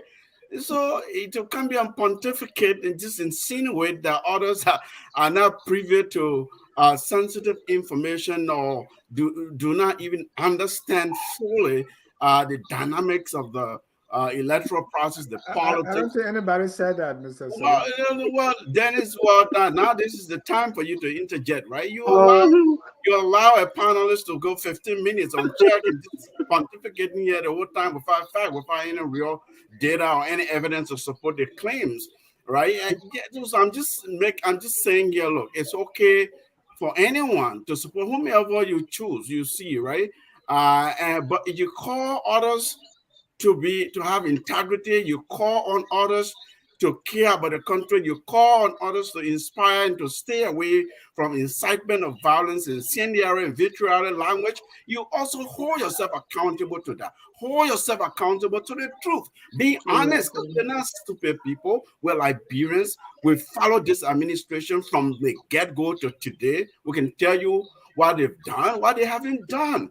And so, and we also know the other candidates. We've read their platform to suggest, for example, that there's no substance in any of these other people's platforms or the manifestos. To me, that is fallacy. That is just not true. Look, you may not agree with their position, but these are professionals who have put time into this work. If you look at what Cummins has, look at even what Unity Party has. They've been carrying around even Mr. Gongloe. I've talked about this here before. Councillor Gongloe's platform, Moneyba's platform. These are serious people. Yes, look, our country, by and large, everybody veers towards the same message. We all want the country to make progress. They all want the country poverty, to address the social issues, right? To address governance. Corruption is not a myth. You can't say, well, everybody focus on corruption. Of course, because the number one menace that's killing progress in our country. We do know it's not a myth, it's factual, it's real. Okay, so these are the issues all these candidates and politicians are talking about. But it's to dismiss all of that and suggest that certain people who have magical information, the crystal ball that you can look through they want to remain in the middle and have country peaceful, and they might as well just maintain the devil they know. To me, that's not a purpose. You invite us here. Look, yes, as we educate people, we also hold ourselves as panelists accountable and also respect one another's intelligence and ability to acquire information and that knowledge, that general knowledge about the country, about the issues in this election. You respect my That's the core I'm going to put out there. Thank you. Yes, Thank you. if I can make a comment on Mr. Greaves, you have a chance to respond. Let me go to Gongloe. Yes, so I'm sorry for being in and out. I was on another platform, and I'm sorry for that. For a good reason. I have to log onto Spoon to speak tonight. For the first time. Let's talk about here. But let me just comment on that. I think Carl. I agree with Carl to some extent, but a little disappointed she could not defend her statement when Greaves pushed back to say, I think Alo Dennis or Greaves pushed. What is your example that coup has been less violent compared to elections, right? I think there are more evidence on that. The coup in Guinea was a bloodless coup. The one in Niger, the one in Burkina Faso. We can go on naming, but if you count the number of elections in West Africa for the past 5 years, you can count so many loss of lives compared to the coups that have taken place. So I think you need to point that. But in the case of Liberia, let's be fair. It's not. There is a culture of impunity that predates the Weah administration. There is a culture of impunity that predates the Unity Party administration. But the Unity Party government, being the first democratically elected government in post-war Liberia, much was expected. More so, headed by the first female president elected democratically in Africa, having the United Nations backing, having the global community backing. She felt miserable to bring accountability in the country. So that culture of impunity was actually enhanced by the failure of the Unity Party government to make accountability a hallmark. In fact, when the inaugural speech, the president said no one would think that human rights record was going to be in her government. She went further to say corruption was number one enemy for Liberia. And she went further to say, if anyone thinks that this is another yet mere posturing by another Liberian leader, must think twice. After 12 years, she said corruption has become vampire. Nobody can grab vampire. She gave her the ghost on the fight against corruption. So that cultural impunity is what has actually just transferred to the Weah administration. And we can talk on the magnitude of that. But the culture of impunity didn't just start happily. It started from Dothan, from the TWP time. But our disappointment was in the post-war country, where violence was accentuated, visited on peaceful people. Much was expected by the first government after the war, like in Sirleaf, under Tijen Kaba. Mr. Gongloe, what's your point? You keep emphasizing the first government. My point is there's a culture of violence in the country, and I think the Unity Party. Therefore, we shouldn't hold this government responsible. Is that what you're saying? The Unity Party, and the CDC are incapable of instituting any measure. We should reject them because for 18 years they are taking the state to a total state collapse in terms of peace. That's my argument. Thank you, Thomas. Gongloe wants us to throw the baby away with the bathwater. Or throw the two parties out, CDC, Unity Party. Thomas is here. Thank you very much. I'm very glad to be here. I miss you all on Thursday evenings. Before I go to what you're discussing, I just wanted to make some few comments. Last week, I was watching the show because media generally is meant to educate, to inform, and to entertain. And on last week's program, there's a point that Mr. Greaves made, and he happened to have repeated it today, and I wanted to comment on that. He said there is nothing called sustainable development, and therefore the Unity Party was just taking words and throwing them into their platform. He said the only thing that exists is sustainable development goals. Dr. Duke tried to clarify that to him, but he could not listen, he could not take it on. For the interest of the audience who do listen, who do get educated from what we discuss here, I wanted to correct that. There is actually something called sustainable development. Sustainable development is a development that takes care of three pillars. One, the economy. Two, the environment. and 3, the social issues, so that you balance development across these 3 areas, that you don't develop in a way to destroy your environment, for instance. So there is something called sustainable development. But even if you don't know that sustainable development does exist, for the fact that there is a sustainable development goals, it should tell you that when you set a goal, that means you want to achieve something. And so if there is no sustainable development, there can be no sustainable development goals. So there's actually something called sustainable development. And therefore, the Unity Party was not just throwing out words. He also mentioned that today. I wanted to clarify that. On the issue of these different platforms, I think I've been following a drop out for a little while, but I think the point that Ahmed made was very important. For people to sit and do this work, we need to comment on them, we need to analyze them, but them off and say there's nothing substantial in there when there's actually something substantial in there, except if you have a motive to be able to just discredit them. So I'm glad to be back. I dropped off for a while, so I'm going to follow and pick up from here. But I just wanted to go to that point to actually clarify that. Thank you. Jimmy, anything before I go to Mr. Greaves? There's a lot put on this plate. I think I really appreciate what Ahmed and Gongloe said, especially Gongloe, and that is the reinstitution of justice and fairness in the country has not been realized by either the UP party, and this current administration inherited the same. And I don't see any confidence. I don't have any confidence in them achieving this because it was not visible. I don't know where people get the confidence that they are capable of doing this because history doesn't show me that they have. They could not bring one at a cause of the war. They could not bring one warlord to reconciliation, the truth of reconciliation. They couldn't establish none. And in the beginning, they claimed they were going to go out after corruption, and that became their Waterloo. So, what do they have to offer today that they telling the Liberians to put them back? I don't see it, and I'm kind of confused.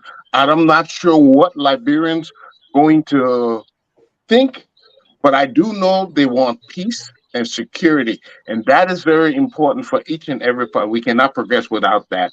So I think that's where Liberians going to go. They're going to vote for peace and security. And does that surprise you then that and if crowd size is anything to go by, that you see a lot of people following either the CDC or the Unity Party, if you agree that the two parties No, I really believe the herd mentality has a way of affecting us. We simply get thrown away. We get blown away by celebrity. We get blown away by things we hope for without critically analyzing the ability of the person or the body to institute same. We don't go that deep. So to me, it's just a whims. All that going in the water with just whims. I don't think they've analyzed the quick capability of UP Party instituting or restituting social justice, equality, and peace in the country at all. Next, I want us to go to the NEC, that's the election management body, or the Supreme Court, because in case we go to these elections, whatever happened, election commission have to decide something, and if things don't work out, they're going to go to the Supreme Court. We also see in case of violence or any form of hostilities, we have our security system. Are these groups prepared? Can we trust them to handle these post-elections or even during the elections, that things that may happen? That's the one we want to go to. And at the end of the show, I want you to make your prediction.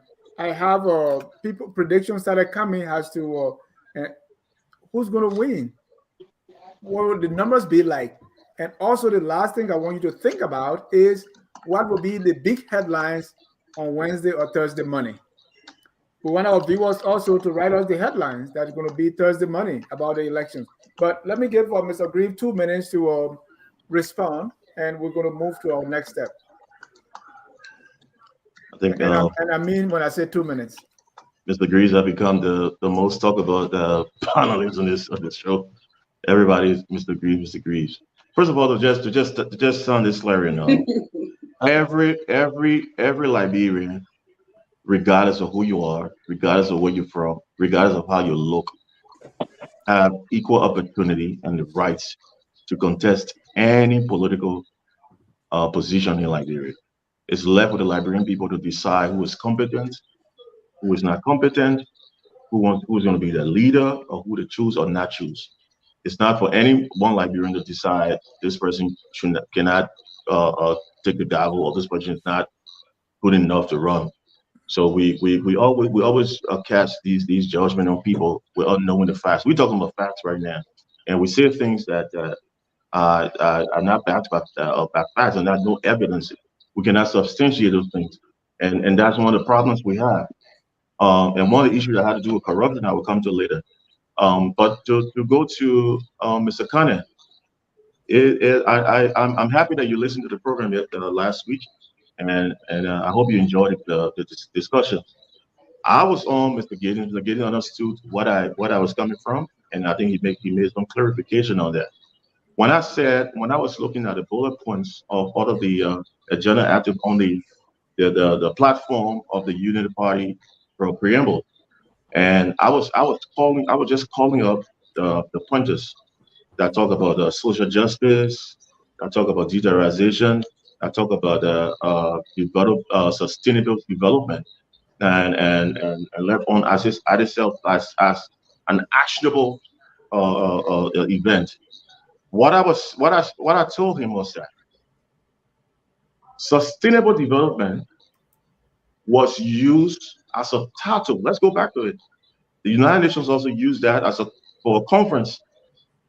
Under that, to make it actionable, it was related to what you just explained: the economy, the poverty reduction, eradicating hunger, and all of those pillars were under there. So it formed the sustainable development goals.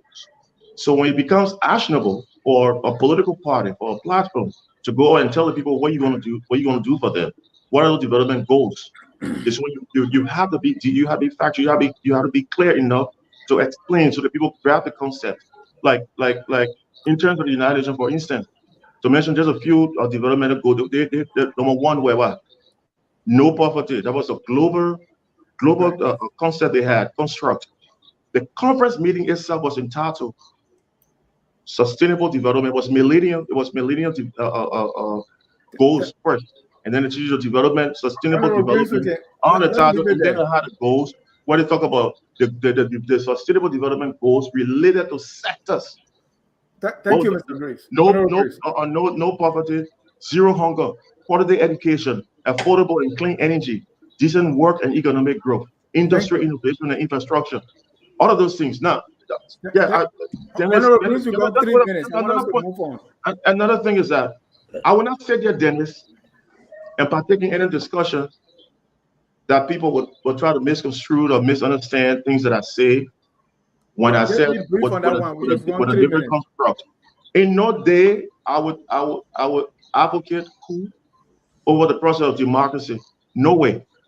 Democracy is a process, it's a system, it's ran by humans. It got faults, it has problems, but can it be solved?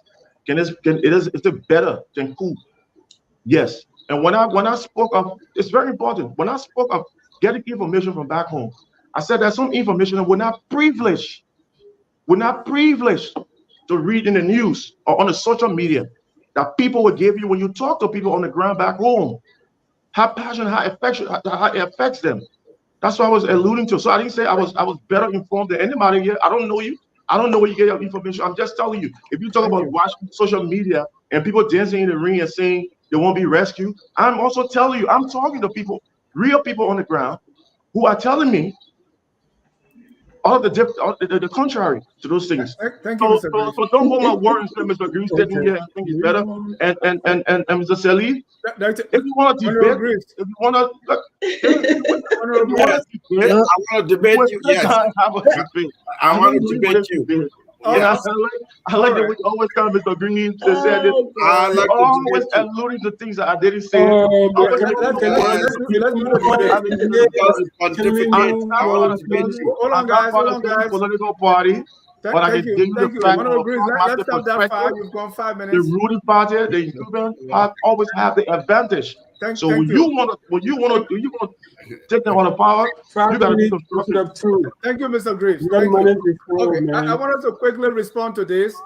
The NEC, the police, and the Supreme Court. Because I mean, if there's any violence like what we saw in Lofa, would depend on the security forces. If the elections, people want to look at the fairness, the transparency of the election commission. They were talking about, hey, Unity Party say you got to punch the voter card. They said no, we can't punch it this time, and all these things. And then if they comes to somewhere, we have to go to the Supreme Court. Like elections went to the Supreme Court. President Weah has appointed, I think, like 4 of those on the bench. Let me start with Mr. Sirleaf. Let's talk about those areas, and let's be very brief, 1 minute, because I want to take calls, and we have gone 1 hour 40 minutes already. Yeah, no, Yeah, thank really you. 1 minute. You gotta keep your clock, Dennis. Yeah, Yes, I'm okay. 2 keeping the minutes clock and now. then go 1 minute. 5. You got to Yes, balance it 1 out. minute. Look, Exactly. Dennis, those are very critical electoral security institutions, rule of law institutions, of course. If you talk about the Supreme Court, they have said that uh, they will clear that docket basically for electoral matters. Anything that has to do with election is on their priority list. They will hear those matters. But there are fundamental questions that have been raised. I mean, of course, all of us on this panel, a lot of us were here in the US. You're not really there. You don't have the firsthand information, just Liberian talking to Liberians, right? There have been questions about the Supreme Court's neutrality about certain judges, justices on the court. I mean, you know, and people question Liberians always know who support which party, right? So there's that. And so the point I want to make, we're watching the Supreme Court, that they and the Election Commission especially are at the heart of maintaining peace, tranquility, and stability in that country. Now, Thank you. people watch them for that. The police, they're not ready 100%. Of course, they're underfunded. They don't have the logistics. They have training issues, but they're there. They're professional police officers who will do their job. That is a big logistical challenge for this kind of undertaking. So we don't want to have to need them everywhere around the country, of course. Thank you. Let's Thomas, let's speak. Since you have 1 minute, Sally spoke for 1 minute 30 seconds. Thomas, speak to the election, NEC, so that you can. Well, I will address this question basically from the resource perspective, because when you listen to the current finance minister, when the current budget was developed, one of the points that he always made was that this year the budget was going to focus on election-related issues, and that included the conduct of the election itself, as well as electoral security. So that means we should have resources for the police, the immigration, and the joint security overall to be able to do their work. So my concern would be whether the resources that are needed will actually get to those entities for them to do the work that they are required to do. Because one of the within the general security sector, for instance, we've seen that the police have been very challenged over the years. We have heard stories of them not even being able to buy uniform. We've heard stories of the police actually assigning police officers to concessions and withdrawing them from different parts of the country. Even the situation that took place in Foya, the police commander for Lofa had to leave Vonjama to go to Foya, because I think there was already this issue that the police commander that was in Foya came from Thomas Fala Fence and all of that. So these complications are there. But in the end, if resources are provided from the Ministry of Finance to be able to capacitate them to actually go down to the community level to provide the support, because in election you have fire service, you have immigration, all of them come together to be able to support. On the issue of the Supreme Court, Ahmed spoke about it. On security, I do think that if the resources are provided to them, they might be able to provide security for the elections to go through. Thank you. Dr. Duke. You know, I always thought about this thing. Okay, the FRR, whatever they call it, the voter registration, the final voter, supposed to be out 1 month before the elections, so people have the chance to make correction changes and all of that. So are we going to the election, people having this document 5 days before the election, and then they, oh, my name is not there. Oh, who John Brown? John Brown is not even in the village. That's my concern. I mean, how do we do that? How do we, this is what we call, you know, getting used to, what do you call it? How you qualify that? You know, you're getting drawn into something like mediocrity, and you cultivate mediocrity, and you become so mediocre that you don't know the limits of it. The Constitution said 30 days before the elections, or the Supreme Court said 30 days before the election, give the people the list, and you give it to them a week before the election. They don't have time to change it. They don't have time to correct it. And you go into election, the fraud. I understand that they give it to the Supreme Court. I say, if you can give it to the Supreme Court, why not publish it? So you go into the election, you don't, so this is like, you know, in 2005, we could come up with this thing. You buy a pig in a bag. You don't know what you got. How do you know the list is correct? And we're failing, and we think, oh yeah, it's okay. Next time, you don't be no next time. Next time will be worse because you will not even get a list. Next time they will never give you a list because they say, oh yeah, last time we gave it to them 2 weeks, 20 days before the election. You don't break the law and then sit down and say it's going to work and expect people to be peaceful. Oh, People should be peaceful. you sounded. I know. Yeah, when you know they will drink the Kool-Aid and they'll be happy. Thank you. The Kool-Aid and be happy. Yeah. Yes, they'll drink the Kool-Aid. Some people have already drank their parts. Let me take it. Thank you. Honorable Greaves, what do you make of NDC, security, and Supreme Court? 1 minute. First of all, in the general speak, I think security doesn't have to do with the security apparatus. Security is the responsibility of all leaders, everybody partaking in this process, regardless of what you think or what you feel. Now, the leaders, it starts with the messaging. If we start stoking fears and anxiety in the population, we're stuck with that creating insecurity as well, and that's fair on our part. Now, we should be mature enough to start finding dialogue in groups. We should start talking to each other. We're not enemies. The political battle, the political game should be very healthy. It should be something that should be communicable. So if I'm in black, there or the opposition or the ruling party, whatever you, those people I'm running against, they're not my enemies. We're all Liberians. We're all fighting for the same common good of our country. So security starts with us, our leader, how we dialogue these issues, how we go about it. So we have a justice system, we have a legal system. Now, you be just exercise that franchise. They went to the court and to pursue a certain a document or what have you, or things that were not right for them. Use the system. Don't resort to violence. Start spewing. Start stoking fears. Stop stoking violence. Stop making us speaking those measures that had consequences. And then when something happens, we say, "Oh, we didn't mean it that way," because we know this, and then we start justifying. It does not help. Thank you, Kehleboe. Well, the peace in Liberia has always been kept by the ordinary people, not the politicians and not the government. If the people don't want peace, there will be no peace. So my prediction is election security will reside basically in the hands of the voters. If the voters go to what we saw in FOIA, was it the voters? Because in FOIA, the people did not. Mind you, the event in FOIA, listen to the narrative. A group of Liberians came from the U.S. who are Unity Party supporters had gone to FOIA to have some rally. Okay, so a group of politically active people were in FOIA, right, and helped to shatter the lives of ordinary people in FOIA. That's what happened. But when one man, one vote, when ordinary people leave their homes in the morning to go vote, they're going to go and do that in peace. The after event, that politician who will lead the violence. So, but of course, they do influence people. So my argument is, we're going to have peace if the ordinary people insist on having that. But the people who want power don't want peace. Particularly United Party and CDC don't want peace.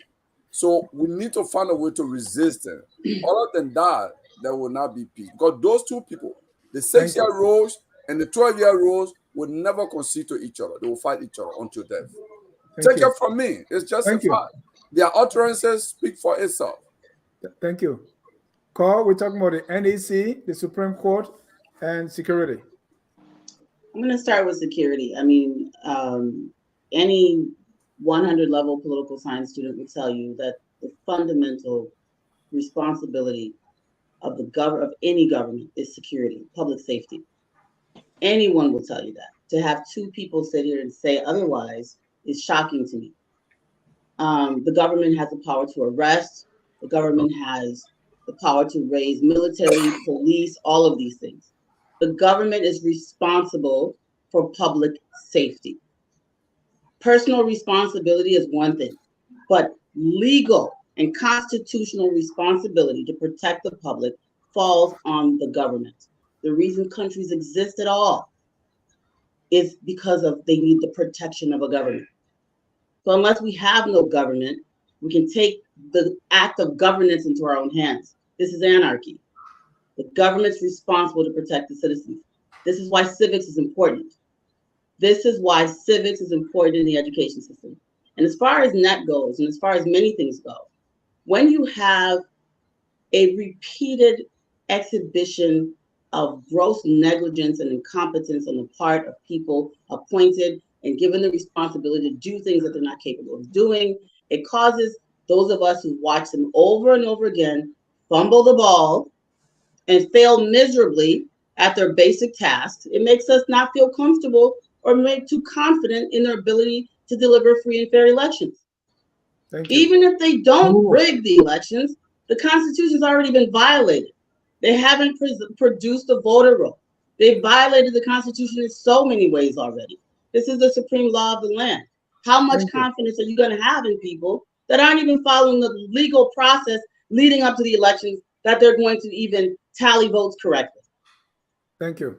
That should be cool. Jimmy? No, there shouldn't be a coup. Well, you know what? Let me answer this little cheek here. Talking about there should be coup. No. These are the things that lead to coups. These are the things: incompetence, negligence, failure, gross negligence and failure of government leads to coups. How do you avoid coups? By being competent, by doing your job. By doing your job. You avoid a coup by serving the citizens, by being a government. There's no need to overthrow a functional, competent government. We would never result to coup. Thank you. You will never result to coup. You up here, you need to promote competence. Because let me tell you something. Citizens, when you continuously violate the Constitution, the citizens have a right to protect themselves. Any civil strife in Liberia. That's it. Let me go to Jimmy. Yeah, I want to. Sitting on the show lying to people that know you lying is a shame. You should be ashamed of yourself. I want to. Somebody calling for coup. You gotta go somewhere. You gotta call for competence. It's a call for competence. I'm not lying on you. We calling for competence, not for a coup. I'm not lying on you. You said. But when they don't have competence, what happens? All the coups that they overthrew their governments because of incompetence. I want to. You want to be competent in crime about coup business. Can I come in now? Promote competence. Can I come in now? I want to agree with Gongloe that keeping the peace is not really the government can do it if the people do not agree. If the people feel aggrieved by their government, no amount of soldiers and whatnot can hold them down. So it's very important to command the confidence and respect of the population. So when we look at this election, we have seen in our history before that a manipulated election led to a lot of chaos. It was grossly believed that in 1985, it's been popularized that the NDPL government, the government of Sammy Canado, manipulated those elections and instated himself as president. And we saw what came in the end of it. We are seeing today several violations of our own constitution and the NEC laws.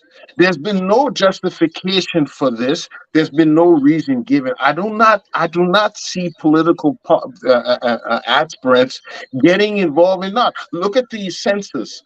What the census was a debacle. We never divided, repartitioned the regions to have proper representation. None of these things were followed. If you want to be a champion of the people, these are the things you should have been talking about, not simply because now you want their vote, but these things have not been put in order. So the NEC, it is going to be chaos if people suspect even the slightest that these elections are going to be manipulated. Up to this point, that has not been seen. But should we see it, because there are observers going to be all around the place, people going to be very keen on this, it will be something else if we see manipulation at all in these elections. Can I say a quick interjection to Jimmy's point? I want to bring in my caller, so you have 30 seconds. Yeah, that is a very important existential point there. Look, you don't have a final voter roll. We don't know how many registered voters there are. We didn't verify that stuff. Where they are. Well, we kind of know, but they didn't follow the election law in that respect. So going into the election with suspicion, that in and of itself is a flashpoint for potential doubt and therefore conflict. That's what we're trying to avoid. So thank you. Is that just a symptom of the problem? It's the real problem right there. Thank you. What else? Can I take 10 seconds? Oh God. Please. I think the Liberian people, for anybody to cope with this level of incompetence, you have to have a lot of patience. Seriously. The culture of mediocrity. We've used that word so much now. The country is on the right trajectory. Yeah. So anyone saying that for the Liberian people, for peace to be kept in the country, it will be the Liberian people. The Liberian people have agreed. They have waited for these elections. If not, no one can bear with that level of incompetence. Go to Morocco and see how the streets are looking. Everywhere is every institution that was put into that country over the past 12 years has been broken down. None of the government structures is working. Service delivery is zero. So the people are hoping on these elections to be able to actually move forward. So the people have already kept the peace. So it's not that, the people will be the one to keep the peace. Exactly. They already agree. So no statement. This is why people keep hammering this statement that, Bouaka said Liberia was going to end. Does Bouaka have the ability to end Liberia? He has no ability. He has no history. You said 10 seconds. You're 10 seconds over, Thomas. You got light. We can see your face in the dark. To be able to remove George Weah. You got light. They light it behind him. Why you can't leave that man alone? We can't hear him. They light behind him. They light behind him. You can hear him. He wants to recognize you. So Greaves is a bully. You don't get a job in the next government. All right. Greaves is a bully. Let me bring in my callers. Because I want you to tell me who's going to win the election and what are the big headlines. Trying to get talked. All right, let's take our callers. Let me bring on the first caller. That's P. Morris Kroman. That's UP partisan. He supports Bouaka. Go ahead, Mr. Put a light behind here. For having me on. I think I've really enjoyed the show today. For the first time, I'm sitting here listening to the panelists, and I'm thinking, wow, some of these people are really removed from what is actually opinion on the ground. My good friend, William Greaves, he and I actually went to high school together, and I was really happy to see him on the show today. Because I didn't even know he's been coming on Focus on Liberia until today. I seen him, I'm like, oh. But your 1 minute will soon be over. you know, the truth is that I listened to my friend Greaves talk about the silent voters and how these people are worried about the security of the state. But at the same time, he seemed to disagree with Ahmed and Paul about, you know, election security. Election security is not just people wearing uniform and guns and trying to protect people. It's actually the security, the human security of itself. People walking from their houses to the police station, count their ballots to come back home and be safe. And also for the political parties themselves to be assured that if they take their cases to the court will adjudicate the case in an impartial way, that it doesn't favor one party over the other, right? All of that is considered security and the rule of law. Somehow, you know, it seems like my good friend is disconnected from that. This whole idea that democracy is the way, is true. We can agree with that, but democracy is a new phenomenon in Africa. I mean, think about this. We just started democracy in the 50s and 60s, right? In America, that is over 200 years, they're still struggling to define what they mean by this democracy. So we can't just say, they just use it freely and say, yes, democracy is the way. You know, the truth is that we are still testing different things, you know. So, you know, and then I hear my man Kehleboe talking about how, you know, the UP failed the people for 12 years. Kehleboe, you are assistant minister in the UP government. You and Kehleboe, you take your thing on the sideline. UP government for a while. How can you now sit here because you don't support? You know, I love that rebuttal, and I will come to it. Morris, I will come to it. Morris, I got working the PRC, 1 minute over. and the PRC is one of the most atrocious government in our history. So Baga didn't care our people. I will come to that. Kehleboe, you always take the bait. Yes. No, so me, yeah, I'm an activist. Acknowledge your work that you've done for the country, but you dismiss everything only because you have a political interest in the country. This is what is wrong with the country.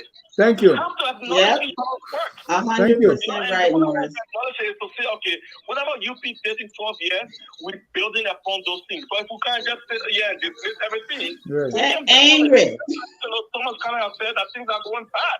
The country is reversing. And all of us know that. We know that the country is in reverse. Morris. Thank you. Don't be cutting my iron body brother off to this. All right. Let me bring in the next caller. Yes, 763. Call your name and where you calling from. What's the name of that caller? Hello, my name is Jenkins, and I call you from Minnesota. What's your name again? Jenkins. I call you from Minnesota. Go ahead, Jenkins. You have a minute. Yeah, I want to say thank you to you guys in studio. This platform is a very big platform. What I want you people to do today is just a recommendation. This platform shouldn't be used for chaos in our country, because I listened to the lady about that. This election, we've been having by-election before even the major election. There's no violence. If election, in fact, election is not violence free everywhere. Even in the Great America election is not violence free. But I want you to take away the coup. Don't start talking about coup in our country. Our country is not going back to coup days. There's a democratic. What you heard about the coup? What you heard about coup? I continue to hear her talking about coup. And when the people not satisfied will go to coup, we have been having series of politicians who are not been satisfied.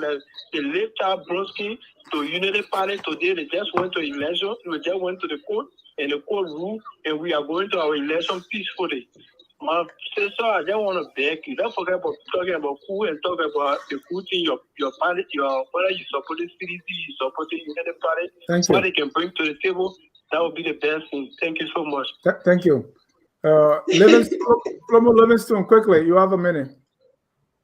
Yeah, for me, I know GMB will win this election. Clear cut. Look, Dennis, man, small part of the platform, man. When people are trying to make some allegation or misinforming us, I mean, you should try to Greaves. And just say they're misinformed with no facts. You get no data to prove. He can't say no information or show to us what he's talking about. And he's here criticizing the opposition or have message to prove. To say, well, he cannot tell all the message of Yeyia. He just said that criticize the opposition. Look, we need to talk about the cause of the problem instead of trying to talk about the effect. Look, the election commission needs to do the right thing. like the court said in 2017, is about in 30 days, they are supposed to give the SRR to all political parties. Up to today, most of the voters don't even know where they are voting. They don't even know whether they are named on the list. And you get 5 more days for election. Then when problems come up, then people start criticizing. Look, what GMB said. Unless that guy is giving wrong information, you cannot correct him. Hold on, Mr. Gongloe, you are when you do that, then you let him finish. If somebody come and misinform the public, suppose I don't have the chance to correct him. He's misinformed. The guy using his data to call you. Exhibition. And your statement. If you do that, you just disrupt everything, Mr. Gongloe. Just write it down. Finish his phone call. He paying for it. I mean, I don't know what was. I mean, like I said, the election. The election here, we need free and fair election. But again, we should try to. Talk about the cost of to start the coup and whatsoever. Some people have selected hearing the previous court. They didn't. He probably didn't understand what Ms. Cole was saying. It just jumped out the coup and coup. Yeah. Look, this election, Joia has failed the Liberian people. I don't know how they got elected in 2017, but we already we can see what's going on. 5 more days. This election. Thank you, Flomo. This election, for what happened with Gongloe, this time, I see why. Look, let me end on this. On Spoon today, there was a you forget about this Spoon. There's nothing here about Spoon. No. Let me take the next caller. We got Coach Spoon. This guy said, what is his name? The Sino superintendent said, TJ said the good thing about Spoon is get from hand to mouth. So that's the thing about Spoon. Mr. John. Yes, sir. Mr. John, so the incident that happened in Grand Judah today, the attack on Jeremiah Kuhn and the United Party people. I don't see you guys talking about it. Right closer to the police station, I didn't see no police going there to do anything. So are we trying to do selective justice? What happened in Foya? You guys talking about it? I'm against violence, but what happened today in Grand Judah next to the police station? The sedition attacked Jeremiah Kuhn and United Party, and the police station right there, they didn't go in to stop anything. So are we waiting for life to be lost before we can discuss it? Thank you. No, we don't have the information. Thanks for letting us know. But there's video on. Let me bring on this caller from 267 area code. Your name and where you calling from? That's Philadelphia. Thank you so much for taking my call. My name is Jebet. I'm calling from Pennsylvania. And shout out to Mrs. Cole Famula. I really appreciate you speaking up so clearly. I know I didn't hear you call for a coup, but you are absolutely correct. If someone is at the helm of power and they find every excuse for not doing their job, then they need to relinquish the job. So my question here is, why is it seemingly that, like, you can only look at the two people who I feel both don't deserve the job? One party has had 12 years to try. The other one has had 6 years. Neither of them did well. We are the most backward nation. If we want to live in denial and say, let's give either one of them a chance, then we shouldn't be surprised at the results. It's like we're in denial. We're looking at the clear scenario. We're looking at these two. None of them did well. And we have opportunity, whether it's Council Gongloe, whether it's Cummings, whether it's Maniba. But to me, any one of those three would do a far better job than what these two have done. So I'll leave it at that. I have a lot more to say, but kudos to all of you for speaking up. But let's be very honest and stop passing blame and acting like we don't see the elephant in the room, because there's a huge elephant sitting on our chest, and it's time to remove that elephant off our chest. Thank you. Thank you, Jeba. And this is your first time calling tonight, right? It is my first time, yeah. We appreciate you. Thank you so much. No problem. Let me bring on a Unity Party and JNB supporter, Mr. Aliyu Kamara. Bali. Yes, Dennis. Thank you for having me. I will not touch on Mr. Greaves because he never disappoints. We all know whenever he comes on the show, he's gonna fail. But listen, Dennis, the momentum is with DMB. It is clear, unless election is a miracle issue. But the election is about numbers. DMB wins it. The issue about crowd, that, crowd doesn't mean anything. Well, I don't know how you can win an election without crowd. But I'll leave that. But it's this appalling contradiction when my senior brother Ahmed speaks. You put this color in this thing, make it sound like it's making a lot of sense when it's all contradictory. To say that the people, the country depends on the people you join the government. I don't know why you would join the government. Security cannot depend on the people. If the people are lawbreakers, if security depends on the people, you can't have a government. What's the need of a government?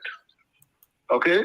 Let me just say this. People keep saying, oh, somebody said, cool, so it's a big thing. Dennis, I tell you, if you slap me, I will come to Atlanta and burn down your house. Do you consider that a threat? Yes. But will you slap me, Dennis? Well, you said if I slap you, I didn't slap you. So yeah, that's a threat. So, but do you plan to slap me, Dennis? No, sir. Okay, so if you didn't plan to slap me, why are you worried about me burning down your house? There's a condition to burn down your house. If you suppress the people, remember one thing: all of these states that are having these coups, they're ECOWAS states. They have ECOWAS agreement not to be a part of any such thing. However, they violate it anyway. If you suppress the people, tendency is that they can uprise. And in so doing, it could be through the military, or it could be something that will happen in Sudan. Either case, the military will take over anyway. There's nobody on the show saying that Liberia is going to coup. Thank you. You can see, there's a train track. When you see a train track, you know it's a train track. The train is coming. Whether you didn't see the train coming or not, the train will come eventually.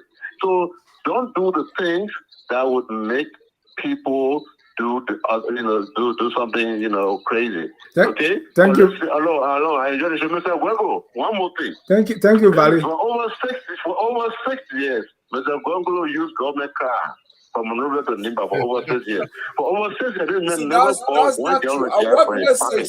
Everything was for national government. And he used to give you right. Gongloe don't I used to give a scratch card to Alio Kamara when you were in the city. Thank you.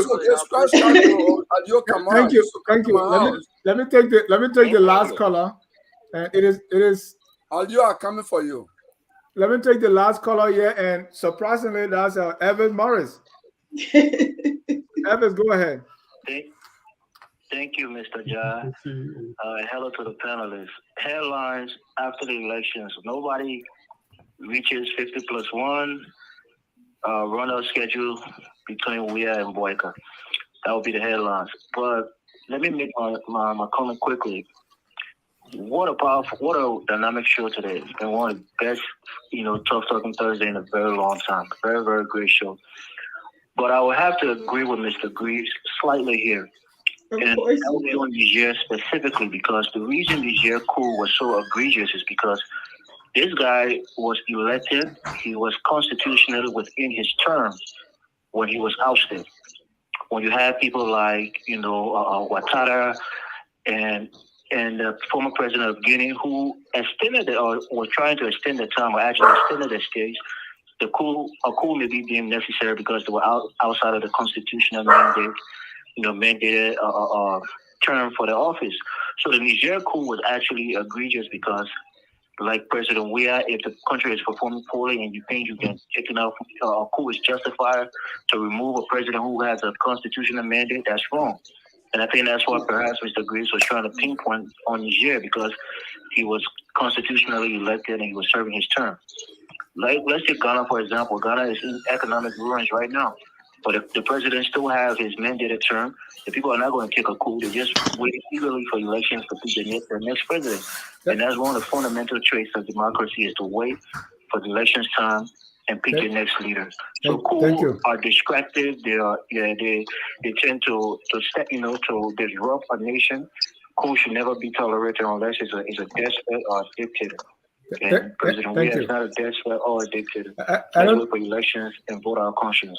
Right. That's why nobody's calling for coup or ever. Nobody's calling for coup. They're just scared of the word. They're scared of the word because of. That was our last call. Of time is fast spent. We're going to go into the calling for coup. Now did the voice your comment?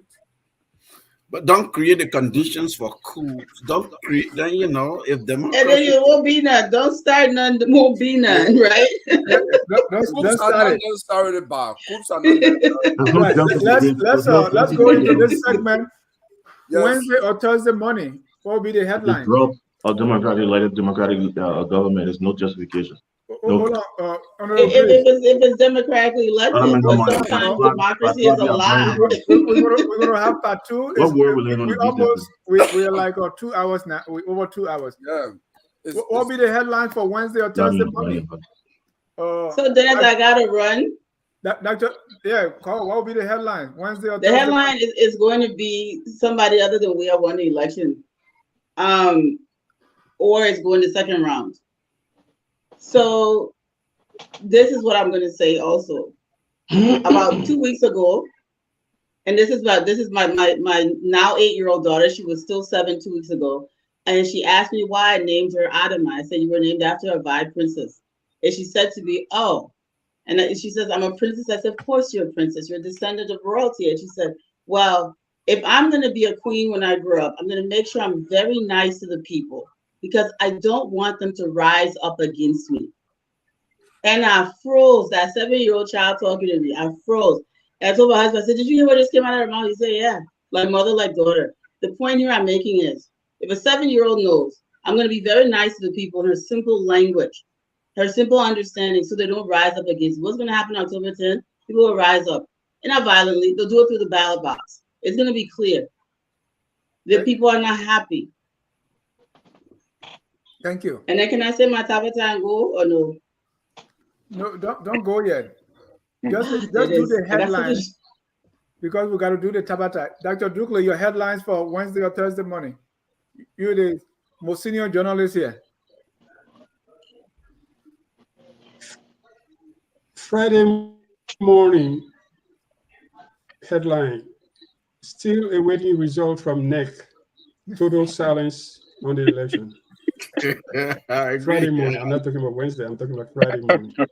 Still waiting for result from NEC. Honorable Greaves, what will be our headline? Friday morning. Assuming we have the election result by Friday, so let's put it that way. What the headlines will be quickly? The best candidate wins. There's no newspaper going to report that, because the result will be out, right? So what would the result be? What would the headlines be? The best, the most prepared candidate right now.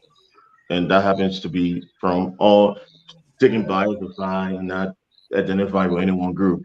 I can rightfully say the CDC might be in the lead, if not cross the percentage point. But they will be in the lead. Headlines on Wednesday, on Friday morning, President Weah wins. Jimmy, what's the headlines on Friday morning? I don't even know win straight flip, but he's going to be in the lead. On Friday morning or Wednesday morning? The post-election morning. It could be Wednesday, Thursday, or Friday morning. It's going to read CDC UP runoff. Mr. Gongloe, your headlines. I would do both closing and headline, because the colors, the truth is, there were 2 colors that mentioned my name. I must react to that because they are listening. Aldo Kamara, who is a beneficiary of my largesse when I work in government. On here so he actually saw you going to Nimba. No, so I firstly, so I'll do the headline and I'll react to the colors, because the colors mention my name. It's fair enough for me to have time to rebut them. So the headline would be Wednesday morning. Net will not even be prepared to do anything. The data center will not even be open. But the newspaper headline will be, who was conducted peacefully, without violence. I think that would be the headline. That would not be a headline. That is like. Yeah. So that would be the headline because we've been in this scene many times. That would be the headline. It is Thursday morning now. Basically, I think Thursday or Wednesday before the night begin. Right. So Thursday or Friday morning headlines. Give it to me. So I gotta go. That's what I can say. But let me respond to Alio Kamara. Gongloe, leave it responding to Ali. No, I'm going to respond. Dennis, this is a credible platform. Nobody can and spew lie on me and sit down here and talk. Okay, firstly, you didn't do it. I worked in the Saudi government for 6 years and I left. The Saudi government came back to the US, okay? So I didn't work there for 12 years. And now the debate. He said 6 years. No, he said over 6 years. He said that. I listened to it. It was about me, Mr. Sirleaf, so I did listen. So the first debate to say, because I work in government, I take the responsibility for my efficient corruption and whatever happened in government, that's ludicrous. In fact, that is an elementary and stupid argument to make. I would say that the least. If you argue that just for a moment, we close our eye, Joseph Walker entered government in 1973. The TWP was one of the most corrupt government in the history of Nigeria. The PRC was one of the most atrocious government. Put people on the post and killed them. Joseph Walker was a major general and minister. We get your point, Mr. Gongloe. Joseph Walker is a killer. Can we argue that way? That Walker is a killer? Mr. Gongloe, we get your point. Come on, we get into things. Corrupt, but Kehleboe Gongloe is not corrupt. Mr. Gongloe, I get your point. I mean, we're getting the accusation. That's a wild allegation right now. Mr. Gongloe, Mr. Sirleaf, what's the headline? Greaves, you see why evidence-free claims are painful? Now you, okay. So there'll be no major headlines really until Monday. The best headline you will get with Wednesday. All right, Monday. So what's your headlines on Monday? Monday, election inconclusive. Data, whatever, malfunction, something along those lines. They will now have things will be trickling in. People will be anxious. Because given what we know, history and where things are, Monday is when we should start looking for a headline, and it will still read, we don't know winner yet. Then you're priming things to really explode.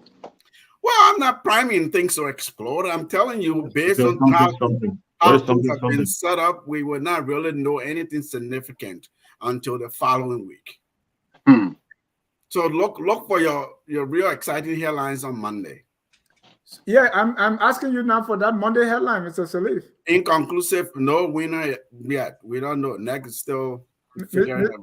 Mr. Kane, your headlines, Wednesday, Thursday, Friday, or Monday morning. That big headline.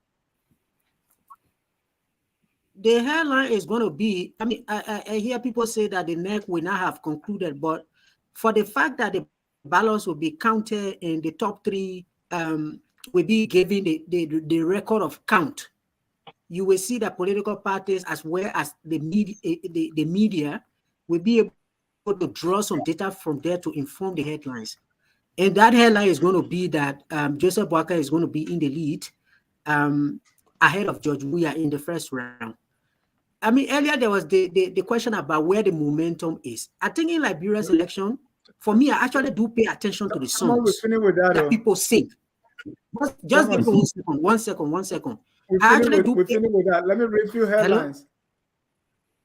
Yeah. This is what I'm saying. The headline is going to be that Joseph Walker is in the lead and we are trailing because everybody is saying we made mistake.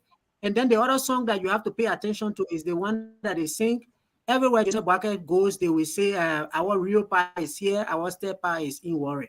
So once you pay attention to these songs, you know what the headline is going to be. Weah is in the only way Weah is winning this election is on social media. Other than social media, is nowhere. Thank you. And I see some our audience contributing to. Sekou said the headline will be Labro going under curfew Wednesday, October 11 for a day. I don't know why. I saw some headlines that I want to. Israel, big victory for Unity Party. That's the headline.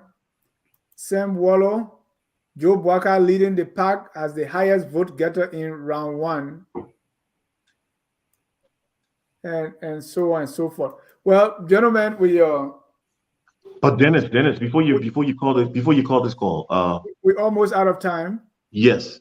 Can these panelists and callers really explain to us what the facts that they need from me? What have I said? What evidence of facts? Because everybody just called and agrees they didn't have the facts. And agrees said this, things I didn't say. They say I said things that making misconstrued. And I got my fellow panelist, Sirleaf, is like I say a lot of things were facts and what I'm not backing. And the two of you will debate. Yeah, arrange a debate. We'll do the debate. We'll space off. There's a big headline here too. Inaccurate. On the discussion we had, it's not going problem with you. All right. So I don't know. There's another headline here. It's important. Because when callers call me, the same thing. I see why Gongloe. We knew that. Dennis, can I make one? Dennis, let me 30 seconds. Dennis, give me 30 seconds. Mr. Gongloe just responded to a caller, and he was very, very angry that the caller made a point that he was in government for this number of years. I'm not going to the number of years, but I'm going to the issue of a statement that his elder brother made. And I called on the previous program and said that that was not a smart statement. Because what his elder brother said was that Joseph Boakai and Ellen Johnson Sirleaf went under the water and they came from there, and Joseph Boakai is saying that he's not wet. And the point I was making was that all of them went under the water. They were all in Ellen government. If we do believe that Councillor Gongloe is a clean man, he came out of that government clean and there's no dent on him, why don't we apply the same thing to Joseph Boakai? Why don't we apply the same to Clarence Oliver? Because if you listen to all of them, they claim the good thing. One second. They claim the good thing that they did. The time is fast spent. We can debate this. Time is fast spent. We're going to organize another debate to have this. I will have 20 seconds. Yeah. Please do, because it's just from one station to the other every day. We're going to close it, guys. He says 6-year rule will never give power to 12 years rule. Let's close here, gentlemen. Thank you, Mr. Gongloe. Thank you. That's not a statement. That was not the one. Okay, gentlemen, let's close this thing now. We got to go. Thank you, gentlemen, for the time. It's tough talking. When it's Thursday, it's tough talking. And so I'm not surprised. I really appreciate your time. We thank our callers. We thank our viewers for always coming and making a point here. Always focus on Liberia, where we educate, we elevate, and promote all things Liberia. Until then, we end with our song that says, "We are all Liberians." We are Liberians. Liberia is our home. Liberian people.